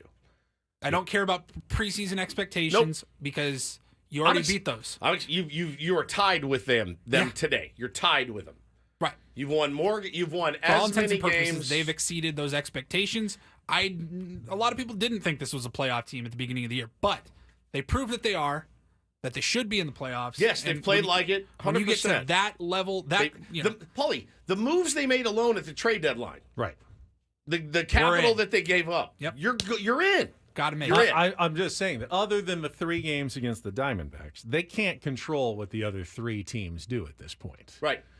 But you can control what you do, and you can't lose a series to the Giants at home, and it just can't happen. But you can. Well, you did. And everyone's going to. Right. I mean, you can't avoid it either. You're going to lose. Probably will lose at least one more series. The West. I mean, I hope they don't. But they got 6 series left. I mean, if they win all 6 series, there's nothing that can stop the Padres from making the playoffs. I would think that mathematically that would almost guarantee getting into the postseason. Yep. But more than likely, play 6 series. Even the best teams are going to lose one of those series. But again, man, you should be railed for going 9-8 with 17 games left to play. Railed. But you won't care if they make the playoffs. No, I'll care. I'll be concerned. I won't. That will not concern me. Get in as long as you don't need any help from anybody else. You don't need this guy to lose. What if they go 8-9, but make the playoffs? I don't care. What if they go 10-7? I don't give a frog's fat ass. They just have to make the playoffs. That's it. They make the playoffs. I'm like, that's great. Good. But you can't control it all. I mean, the only thing that they can definitely do is if they're in the driver's seat right now. Yeah, they're in the driver's seat. So Stay if in the they driver's go seat. 14-3, I believe 15-2 would definitely automatically get them in. Likely, it doesn't have to. They don't have to do that much. But I would say if they go 14-3 and the Diamondbacks go 17-0 or whatever, Right. and they Well, get in, yes, you you're tip like, you your know cap, what? I Fine. guess. Like, Correct. These are so many random hypotheticals it's here. so hypothetical. But they are in the driver's seat. They're in the number one position. Like, go out, win your ball games, handle what you can handle. And you shouldn't have to worry about it. And then we'll go from there. Yeah, Right. you should not have to worry about it. I'm just saying that a 90-win season would be outstanding. Not if we you would don't have all make the signed. playoffs. We would have all No, signed not if up you don't make the playoffs. at the beginning of the season. If I had told you, No. I can't guarantee I hate the this. playoffs, Can but we will get you out of here? take 90 wins? Is there You any would have clip said yes. you can play that's the best of? No, I wouldn't have. You make the play. Yeah, we're going to win 90 games, but you're not going to make the playoffs? No, I'm not saying you're not going to make the playoffs. I'm Of saying you course. may or may not make the playoffs, Of but course. 90 wins would have been absolutely instant sign up for 90 wins. Honestly, I would have thought change. Honestly, I would have thought you were insane. But yeah, Paulie's right. Things do change. They do. You change. would have thought I They're- was insanely optimistic. Yeah, throughout the course Right. of the season, things change. And again, the point of All I'm saying is 90 wins is still not a bad outcome for this I season. mean, I don't remember what the Padres' expectations were heading into 2022 after that awful collapse in 2021, but I do know when they went out and got Juan Soto at the trade deadline, I expected like this team, you have to go on a run. You absolutely have to. Things change throughout the course of a long baseball season. Yeah. Just don't. I mean, honestly, just keep playing hard. But it's certainly not a collapse. If they go 9, if they go If they 9 don't make and the 8, playoffs, it's a collapse. even if they go 9 and Yes. 8 the rest of the way, that's a Yes. collapse. Yes. I mean, Playing I above wish I 5 had the exact date, but I want to say like on September 1st, they were like 97-98% chance. Yeah, and they're to make it. 93 today. So that would be in a span of a month to go from 98% chance likelihood of making the playoffs to out of the playoffs. Yeah, that'd be a collapse. Even if they did it with a winning record the rest of the way. Can you collapse? Can you play Yeah, they had a winning winning record baseball last and year. collapse yeah, at the same time? You absolutely can. They didn't collapse at the end of last season. The collapse, the whole season was a collapse. Oh, well, I mean, the whole season was bad, but they didn't collapse at the end of the year. 2021 was a collapse. They were way above 500, and then they played horribly. How about last year when they won 17 of 18, but were out of it? I still look at that as a massive collapse. You guys turned it on when it was too late, and you didn't make the playoffs, and you spent $1 billion to get there, and you didn't make it. Oh, little yippee! I think we won a bunch of games at the end. last year was a huge disappointment. They never collapsed. They were never in position to collapse at all. It was just a huge You disappointment. collapsed last by year. not. I just don't know how I could ever categorize this season as a major disappointment. If they don't, if they don't make the playoffs, if it's they a major go 2 disappointment. and 15 the rest of the way, Right. yeah, I'm going to be really disappointed and call that a major collapse. If We're they go fine. 9 We're and gonna be 8 and get to 90 wins, I'm going to have trouble. I'm going to be sad and disappointed, but I'm going to have trouble going. AJ Preller needs to go. Mike Schilt needs to go. I mean, they'll have done a really good job this year. Dub J says, I don't know if I could listen to Ben and Wood's show if they miss the playoffs. You wouldn't hear me because I'm not coming to work. I don't even know what to tell you. I don't know if I could get out of bed in the morning. It'd be awful. But no, if they don't make the playoffs, it's a collapse. Things change. And expectations change with the better that you play and the more committed your team is and going out and getting some of the bullets that they got. Yeah, things change. It would be bad. It would be very bad. Oh, it'd be bad. I have no doubt that it would be bad. Is it the kind of bad that has to come with consequences? Yeah. 98% chance to make it on September 1st. You don't make it? But part of that 98% chance is the expectation that when there's 3 other teams, 1 or 2 of them are probably not going to play that well. And they still might. And if all that may 3 of be- those teams play well and that's out of your control, that's not a collapse. That's a very odd circumstance, but it's not one that you can control. I'm not even up for chalking anything up to an odd circumstance this year. I'm not up for it. I don't have it in me. Padres can go 4-1 in their next 5, and one of those teams could go 0-5. Correct. And then it's like next week. This time next week, we're like, what were we even talking about? Yeah, we're we're fine. crazy. Now it's just seeding. Yeah, But now you just worry about seeding.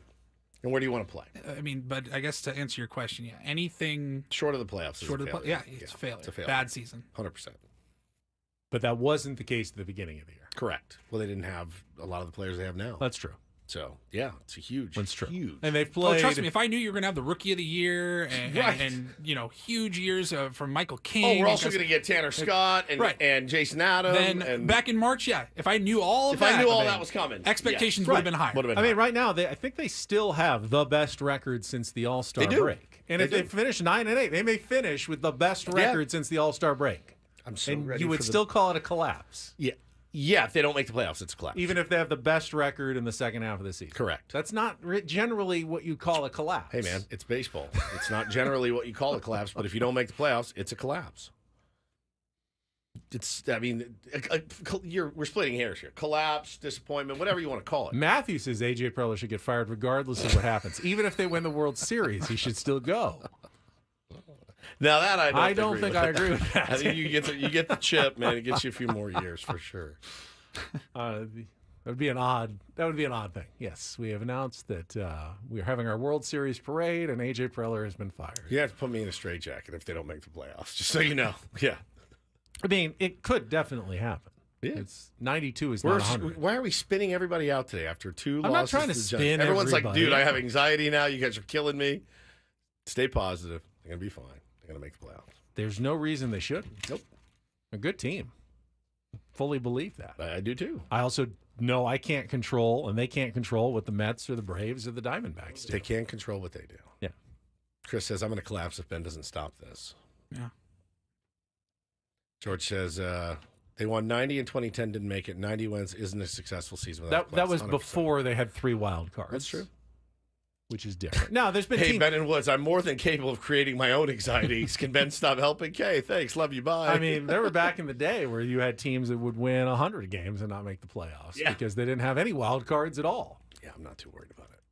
I wasn't. The until Dodgers that won segment. 106 games and didn't win the division a couple of years ago. Yeah, when the that's Giants pretty- they made the playoffs. They did make the playoffs. It's pretty clear cut for me. Like, you got to make the playoffs. You It's- have to make the playoffs. It's pretty now, clear how cut for far- me that we should ball gag him for the rest of the show Put on today the and gimp maybe mask. tomorrow. Now- and the worst is, there's no game tonight.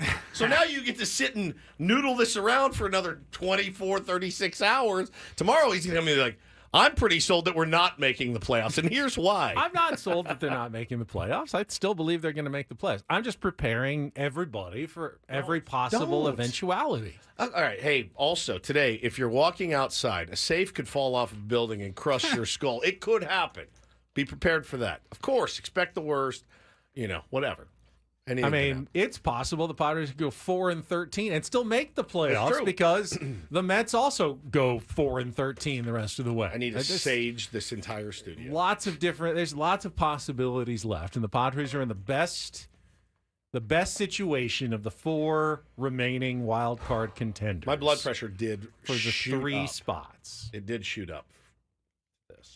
Maybe we should, like they had in the Olympics, where our vital signs are tracked during the show. Oh. Heartbeat, blood pressure, all the way through. think I can get- Paul could add that to our YouTube screen where it just is I think I can. monitoring it during our entire program. I think I can get mine. Oh, look at My Woods. heartbeat is through his the heart roof. is racing. Whatever Ben is saying is driving Woods up a wall right now.